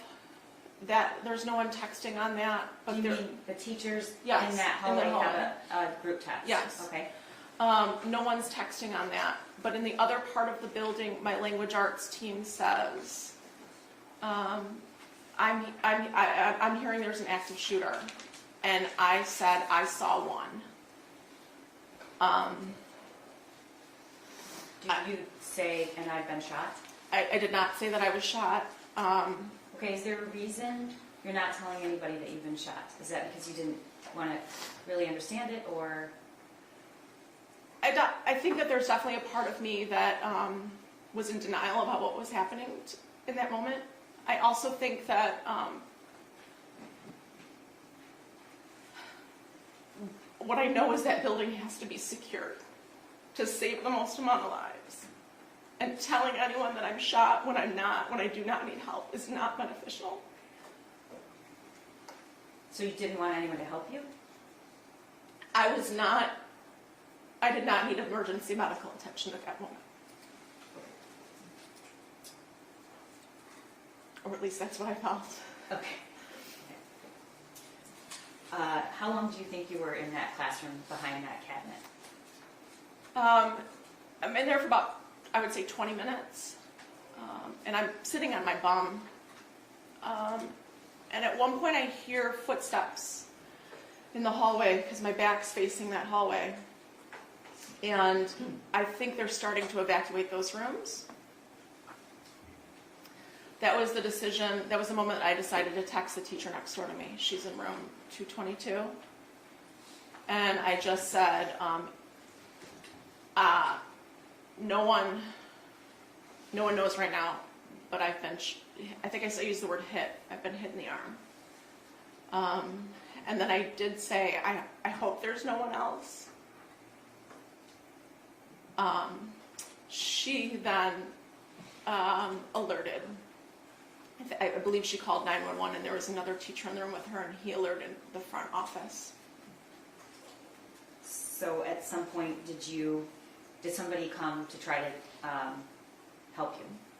It was pretty quickly after I sent a text message to them that Kurt News, who was our assistant principal at the time, that he shows up at my door knocking, Molly, are you in there? And from behind that filing cabinet, I said, yes. I've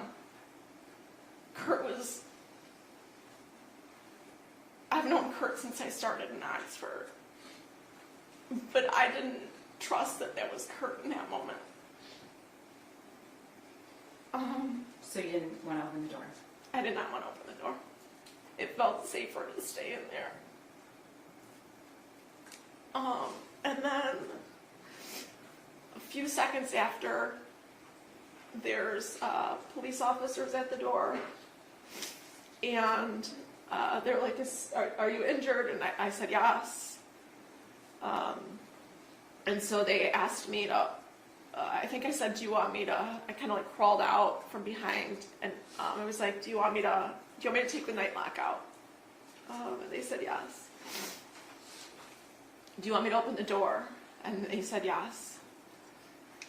And I'm still on my hands and knees at this point.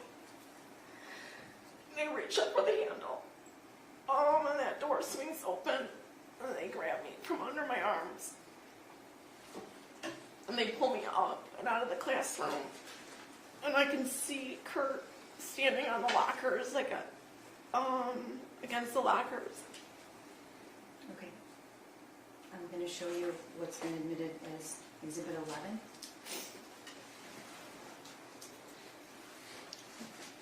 What is that, Molly? That's them at my door. And that's them walking me out.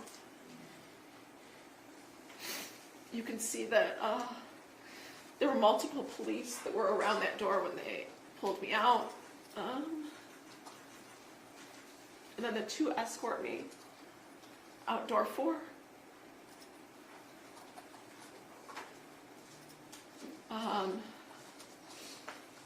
We get outside of door 4 and the one says, I'm going to put a real tourniquet on you now. It might hurt a bit. And then, Is that what's happening right through the window? You can see in the Yes. video? Okay. and then they said, we're going to call and see if there's an ambulance available for you. We need to know if someone needs it more than you. Okay, when you came out, we see somebody there, an officer with a weapon. Mm-hmm. Was there anybody else in the hallway? Were there any students? There was no one in the hallway. It was completely silent with the exception of a walkie or two that was going off. And what information did you have at that point about the shooter, or did you know somebody, if they're still in the building? Did you know if there were victims? What did you know? I have no idea about anything, but when he says, we're going to see if there's someone else, I think it was the moment that I knew that there was someone else. When you got outside, what did you see or hear?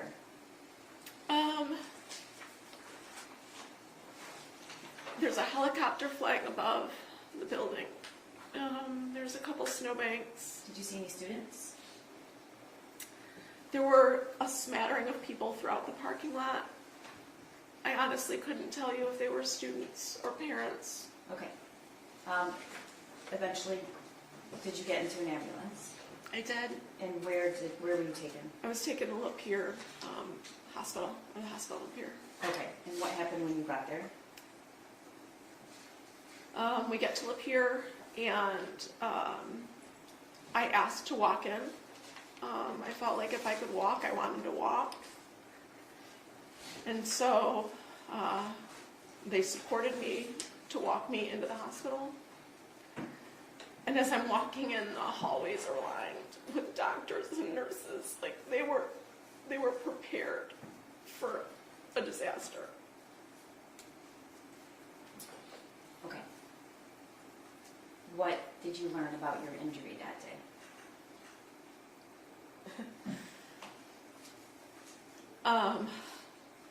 It was through and through. It was clean. They ended up doing a chest x-ray on me in the hospital to make sure that no debris from the bullet came in.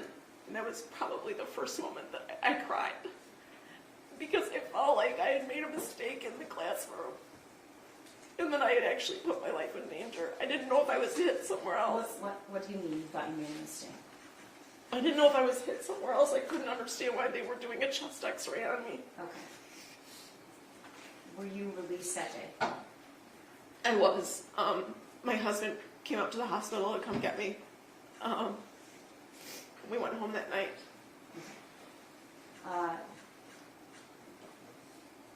At some point, were you informed or shown where those shots landed? Yeah.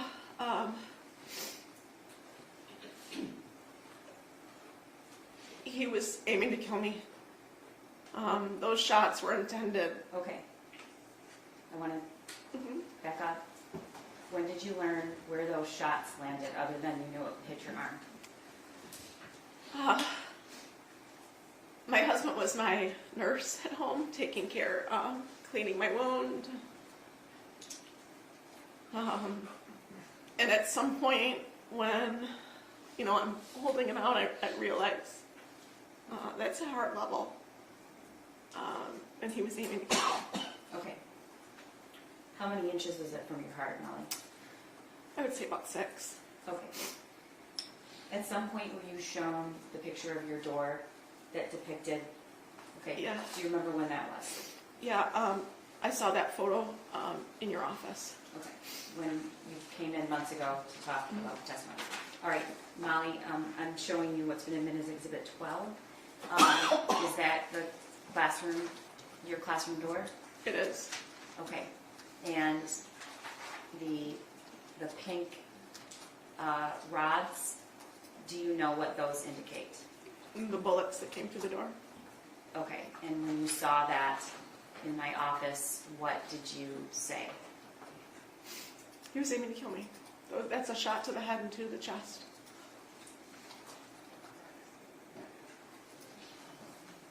Nothing further. Well, can I ask you to tell the jury what Alice is? Oh, thank you. Alice is a protocol that we follow. If I could remember the entire acronym, I would tell you, but it's like we have to listen and make alert. We have to make a decision. Are we going to lock down in place? Are we going to flee the scene? Or are we going to have to go on the attack that like someone would come in the room? So it's just kind of dependent upon the situation and what decision we choose to make in a situation like that. Thank you. Cross, Ms. Lehman? Nothing wrong. You should be excused, Your Honor. Yes, you can step down when you're excused. The next witness involves the exhibits that we spoke about earlier today. Okay. So we have a little setup here. We are ahead of schedule, believe me. There are certain things that need to be set up for your review, so we're going to take another time. Okay? All rise for the jury.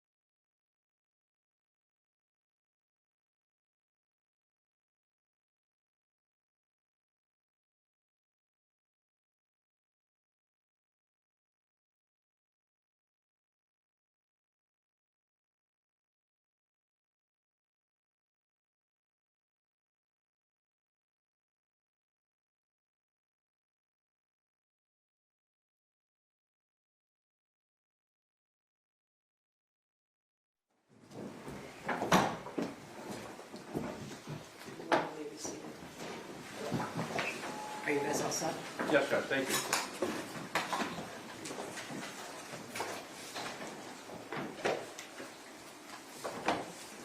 Your Honor, calling People v. James Crumbley, case number 22-279-989-FH.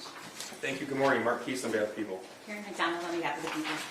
Good morning, Your Honor. Marielle Lehman on behalf of James Crumbley, who is standing to my left. Thank you, Judge. I was trying to beat the arrival of their lunch, so.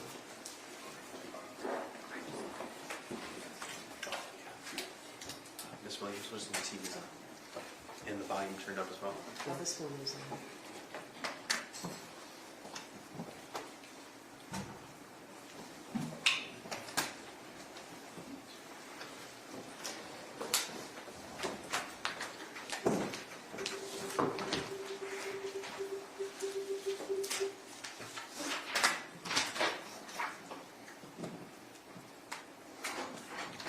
All rise for the jury.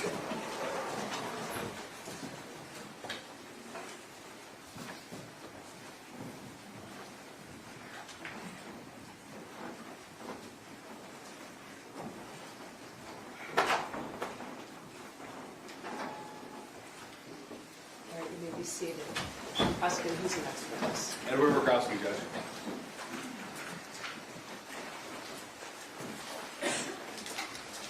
Would you raise your right hand? Do you swear or affirm the testimony you're about to give is the truth, so help you God? Yes, ma'am. All right, you may be seated. And then would you state for your name for the record and spell your first and last name? Name is Edward Wagrowski, E-D-W-A-R-D. Last name is W-A-G-R-O-W-S-K-I. Go ahead, prosecutor. Thank you. Sir, how are you employed? I currently work with the U.S. Secret Service. And what do you do there? The title is a network intrusion forensic analyst. I do computer forensics, cell phone forensics, network intrusion stuff as well. And how long have you been working with the United States Secret Service? 2 months now. And prior to that, where did you work? I worked with the Oakland County Sheriff's Office. And what did you do there? I was in the computer crimes unit. Okay. So, before, I take it you retired from the Sheriff's Office? Yes, I did. Okay, before retiring, how long did you spend there? My entire time there was 28 years. I was in the computer crimes unit for 10 years. Now, if you could tell us, please, what a detective with the Oakland County Sheriff's Office Computer Crimes Unit would do on a day-to-day basis.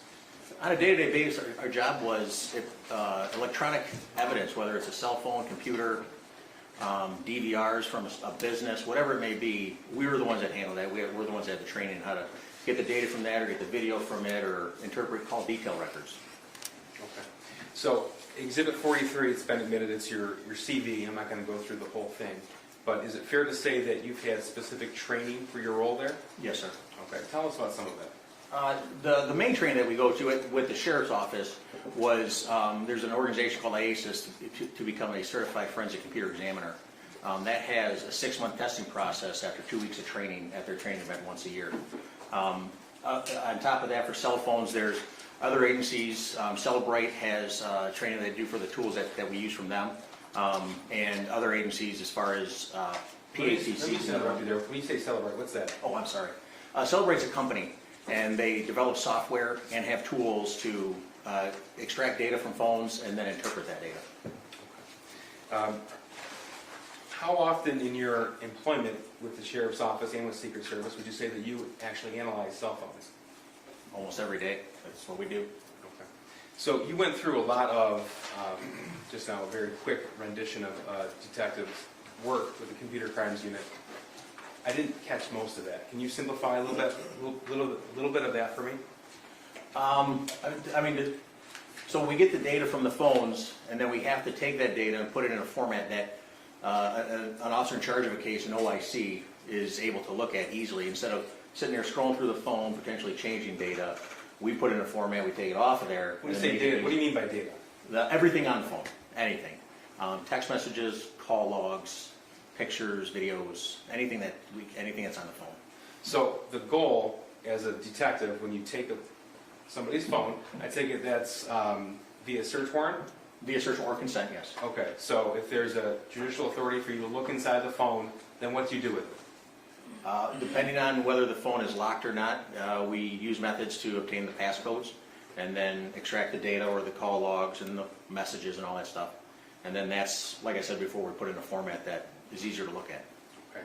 And what's the overarching goal of a detective in the computer crimes unit?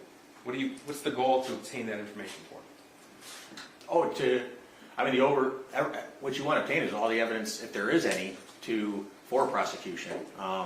You want to make sure you get everything that is possibly on that phone to turn over to either the officer in charge of the case, who will turn it over to the prosecutor's office. Okay. So you're with the Secret Service now. Yes. In this field, the specific field, do you work with other agencies as well? Yes, sir. Tell us about that, please. Same as with the sheriff's office. Any agency that reaches out that doesn't have the means to have the tools to get data off of phones, we just help them with it. Okay. So we started to talk a little bit about your training in computer forensics. Have you been qualified as an expert in the past in this field? Yes, I have. How many times? 14 times. In what areas? Cell phone forensics, computer forensics, and then call detail record analysis. Okay. What's called detailed record analysis? Call detail records are what you get from your carrier. If you have AT&T or T-Mobile, via search warrant, you send it off, search warrant off to the carrier to get information from a specific phone number, what towers they used, where the device might have been, stuff like that. Okay. You mentioned cell sites. And yeah, cell tower locations. What's that mean? The cell site, the cell tower location is, it's an antenna for your phone, sort of like it is for your car. They're all over the place, wherever, probably within a mile of each other, half mile of each other, depending on the population of the area. But it gives us the exact location where that cell tower is. Okay. So in your over 10 years of experience working with the digital extraction of data from cell phones, would you say this field has changed? Yes. Okay. Is your training continuing? Yes, sir, it does. Why is that?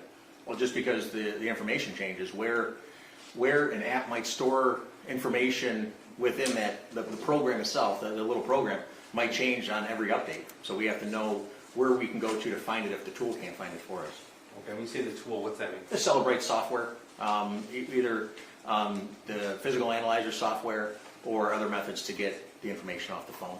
So then would it be fair to say that as technology has changed and evolved over time, so is the training of computer crimes detective? Yes, sir. Okay. And is that training continuing? Always. Judge, this time I'm going to move to qualify this witness as an expert in the field of cell phone forensics and historical cell site analysis. Okay, he said computer forensics, cell phone forensics, car detail analysis. Are those the areas? That's what he's been qualified in the past, called detail records, but in this particular case, he's going to be qualified as an expert in the field of cell phone forensics and historical cell site analysis, Judge. Historical cell phone. Listening? No objection, Your Honor. You may consider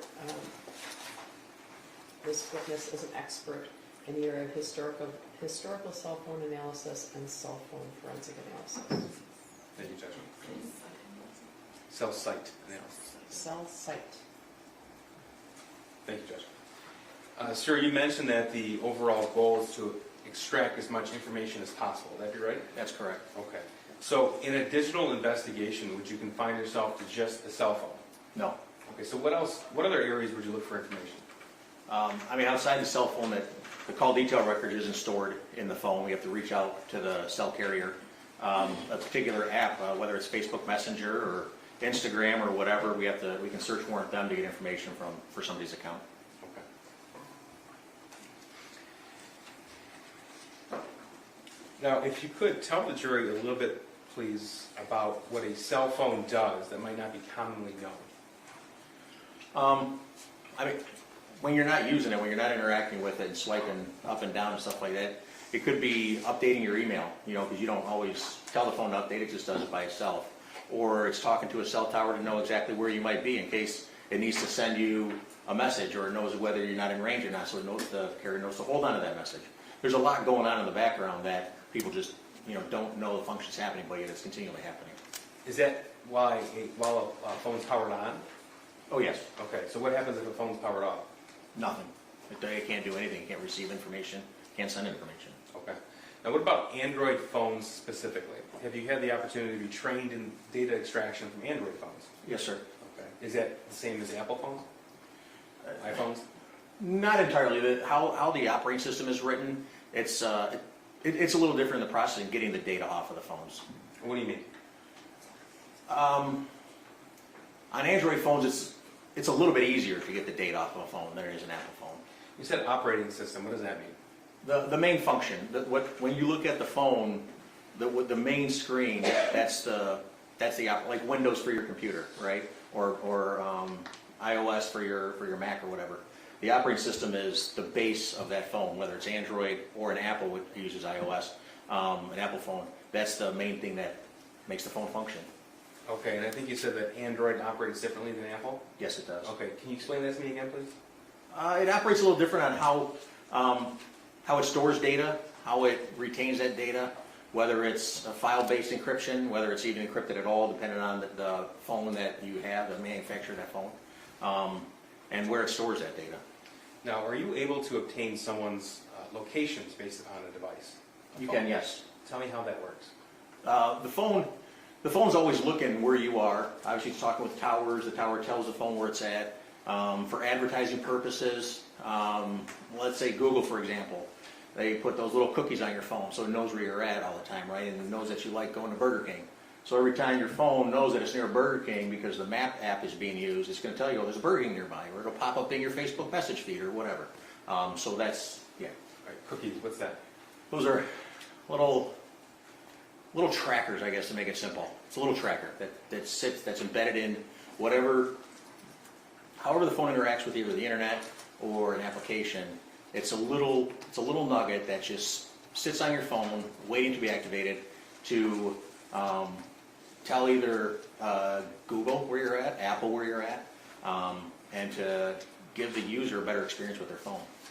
So, if I'm on my phone and looking at a website, for example, and I get that little bar at the bottom that says this website uses cookies, accept or yes or no. Yep. So if I either hit yes or I close out of that box, then it's tracked on my phone. If you hit yes, correct. Okay. What if I hit no? What happens? Then the cookies, they're not installed because you're not giving permission for them to be, loaded up to your phone, not installed, loaded to your phone.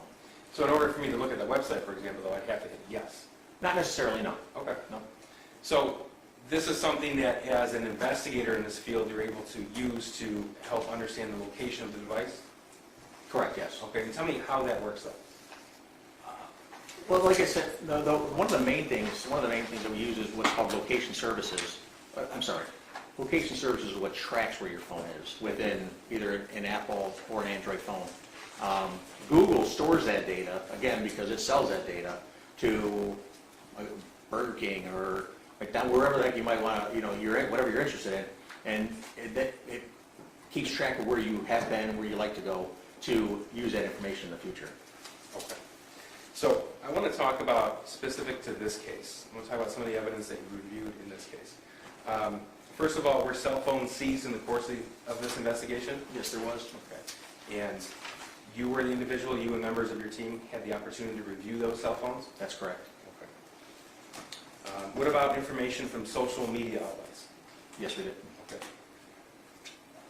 Now, regarding the cell phones, I'm going to summarize this, and I want you to tell me if this is accurate, okay? So, source of electronic information from the shooter, an Android phone, a T-Mobile phone, last four digits, 1551. Correct. Yep. That's right? Yes, sir. Okay. A Facebook account? Correct. And an Instagram account? That's correct. Okay. Now, regarding Jennifer Crumbley, there were 3 cell phone seized, is that right? Correct. Okay. So we have 2 from T-Mobile with the same identical phone number. Is that right? Okay. A TCL A509DL, we refer to as a burner phone. What does that mean? A burner phone is what we refer to. It's a phone that you can go to Walmart in the electronics section where they sell their TVs or any CVS or Rite Aid and just buy it in a packaging and activate it. The SIM card's in there, and there's really no account that's needed to get it up and going. You just activate the phone by putting money towards the account within it. Okay.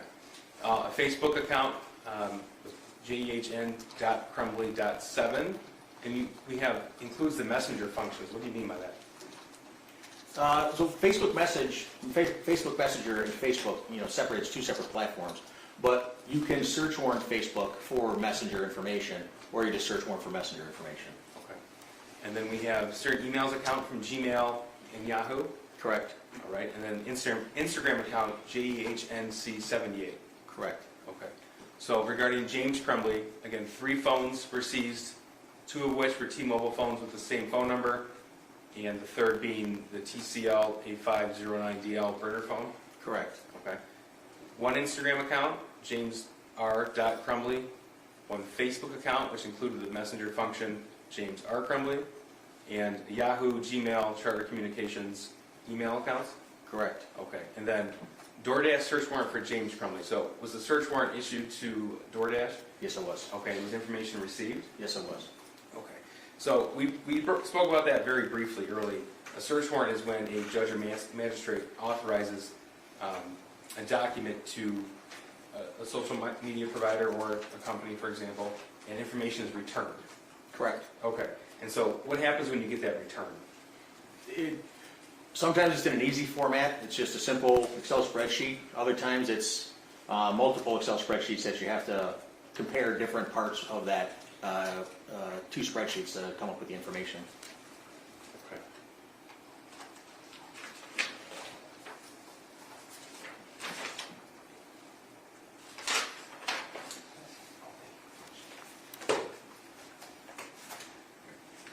Now, your role normally would be to talk about cell phones, computers, cell towers, things like that. Correct. Okay. So, with your permission, I'd like to talk to you about November the 30th, 2021. Do you remember that day? Yes. You were working for the sheriff's office? Yes, I was. Okay. And you were computer science? Yes, I was. Were you working that day? Yes. 12:50, 12:51 in the afternoon on November the 30th. Do you remember where you were? It's probably driving pretty fast. Okay. And tell me why.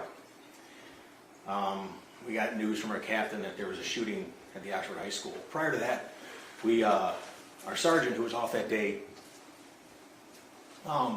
reached out and texted one of the guys in the office and said there was a shooting at the high school, and nobody believed it. Like, we believed it, but we're like, it's just somebody nearby at a house, fired off a rifle or something, and the police are going to go do their job. And then a couple minutes go by, and the captain comes in and he said there's been a shooting at the high school, and he said all hands on deck. Okay. What did you take that to mean? There's a shooting, like, it was... All hands on deck. You're not normally somebody who responds to active shooter situations, right? No, it's for the nerds. For the captain to come to the computer crimes office, it was, all due respect to the guys in there and the gals in there, that's not their job to deal with that. The fact that he came in there it was a really big deal. Okay. And you mentioned you were driving pretty fast. Tell me about that. I remember getting out to my car. At the time I had a white minivan that had lights and siren in it. No one ever took it seriously when we turned the lights and siren on.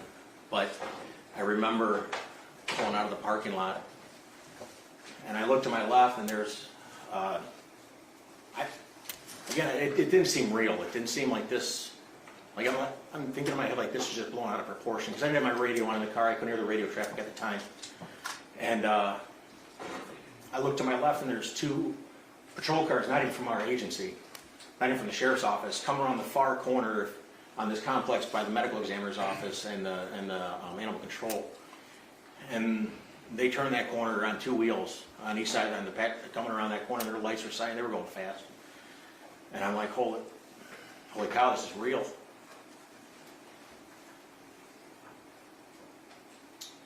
So then I turned my lights on because I just thought we'd get there and do what computer crimes does, We would do our thing. And I turned my lights on, and siren, and I started going north towards Walton. Telegraph runs up to Walton, and it cuts over to US 24. Telegraph cuts up to Walton, and it goes over to M24. And I had no idea where the heck I was going. I've been to Oxford for a half a second driving through. And I thought, well, I remember thinking when I get there, I'll just follow the crowd because it's going to be big. and going north on 24, and I see one of our SWAT vehicles going across the bridge from 75 down to 24, and the light was red for me, and I thought, well, I'm gonna have to slow down, like, there's cars coming down the ramp. And I remember getting closer and closer thinking, how come nobody's going? Like, my light's red, this cross traffic should be going, like, because as a police officer, obviously, when you run a red light, it's extremely dangerous. You don't do it haphazardly. And I'm approaching this light thinking, I'm gonna have to slow down. And as I get to the light, I look over and there's a patrol car just sitting. I don't know what agency they work for. And so I go through that intersection, and then I see them join up behind me, and then I see two other patrol cars from another agency coming up behind me. I remember, I don't know if it was Brown Road or what, the next major crossroad up the hill there. I remember that light was red and there were cars stopped in both lanes, and I thought to myself, I'm gonna have to go onto the shoulder. And so I'm looking at the shoulder thinking, I mean, it's part dirt. It's a small shoulder of asphalt and dirt, and my small tires on that minivan, it's not gonna handle well, but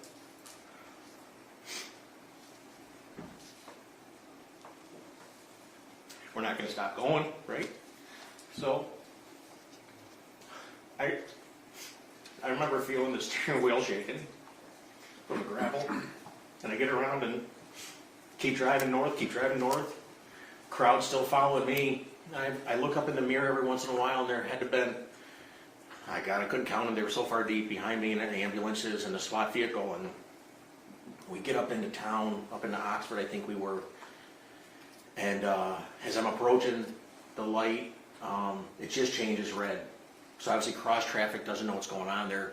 You might just have somebody that just goes straight, and again, it's dangerous. It really is.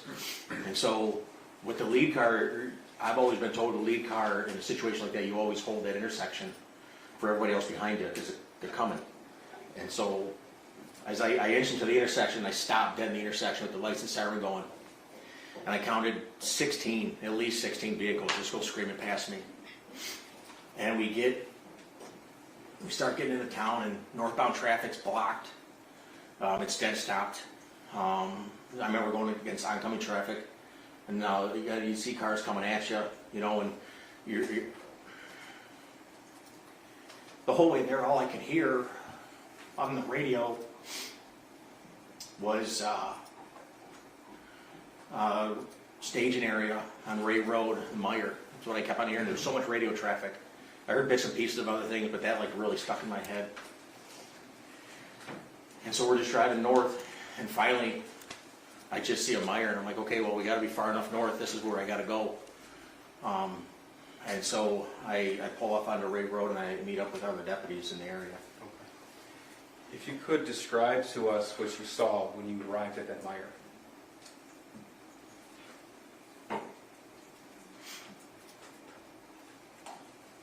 That was tough. That was really tough.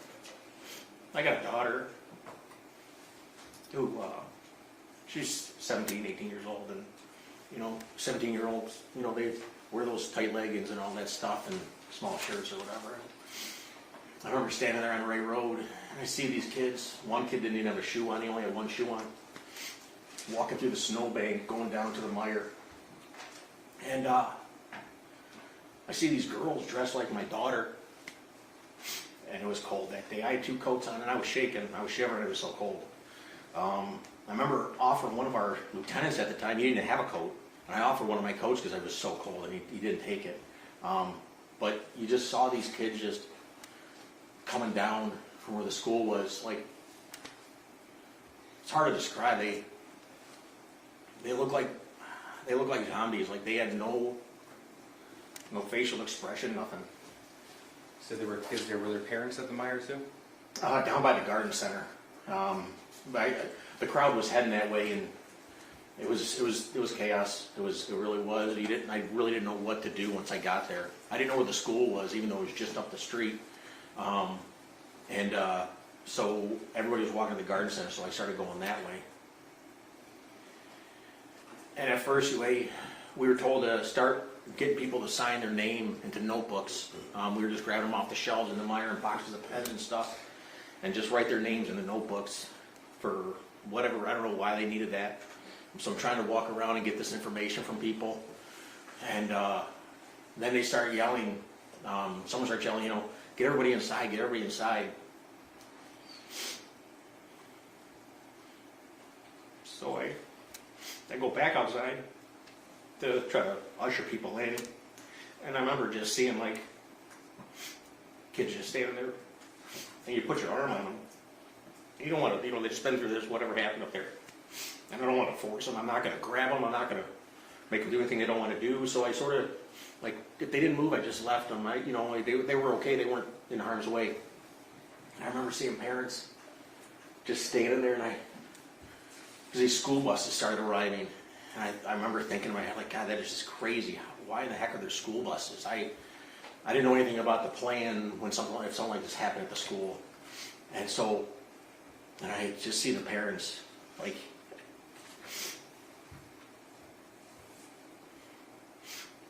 you see them just almost praying that their kid came off the bus.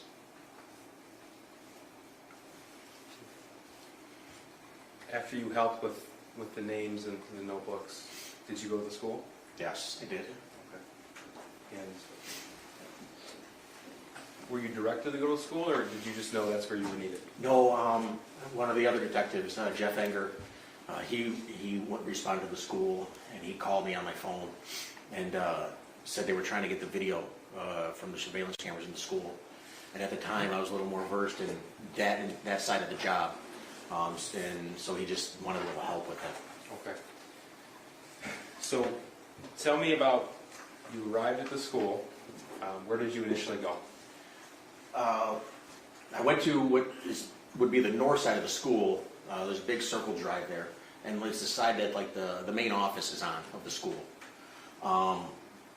And again, there were patrol cars everywhere. There were everybody everywhere. I remember driving up over the sidewalk, thinking, I remember like the stuff I remembered, like the sidewalk being so high, I thought it was going to rip the muffler off my car. I don't know why I thought about that.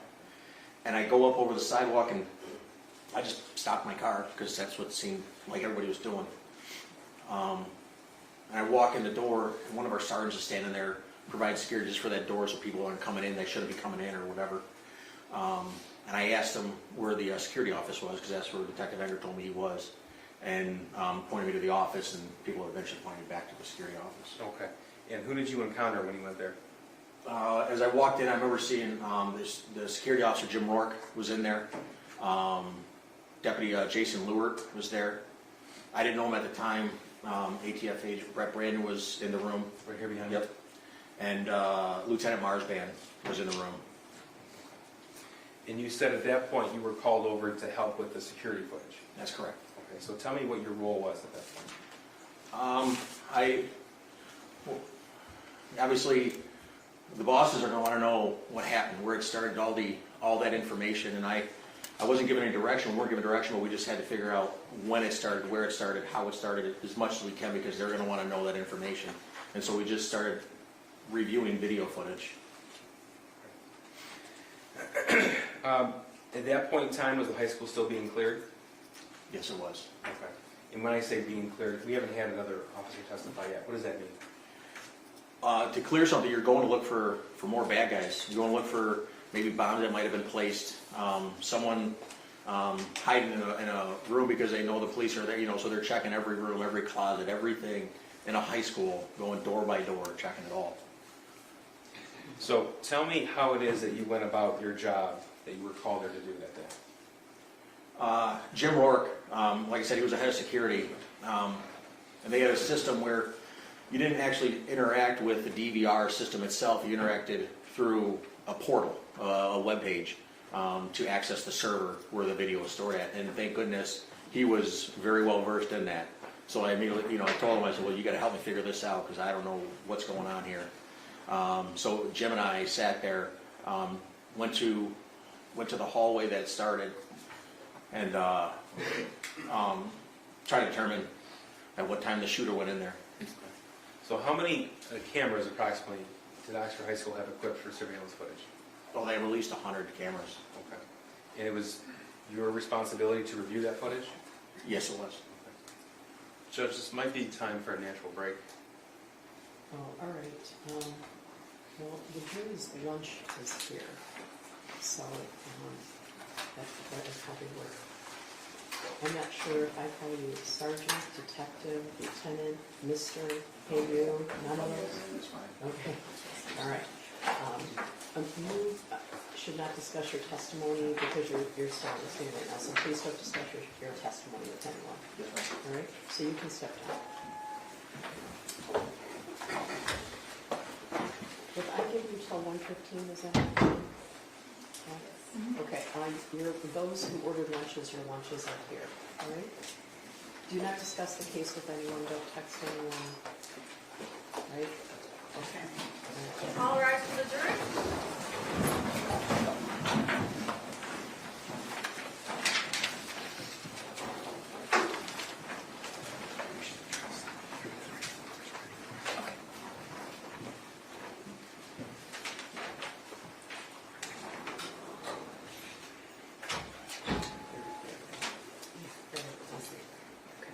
All right, you can take it back. Is the court prepared for ruling on exhibits 133, 153? They would be through this officer's. Okay, testimony. all right. I will take care of that. All right? I'm trying to hit, I don't want to lose the jury until he's. Yes, sir.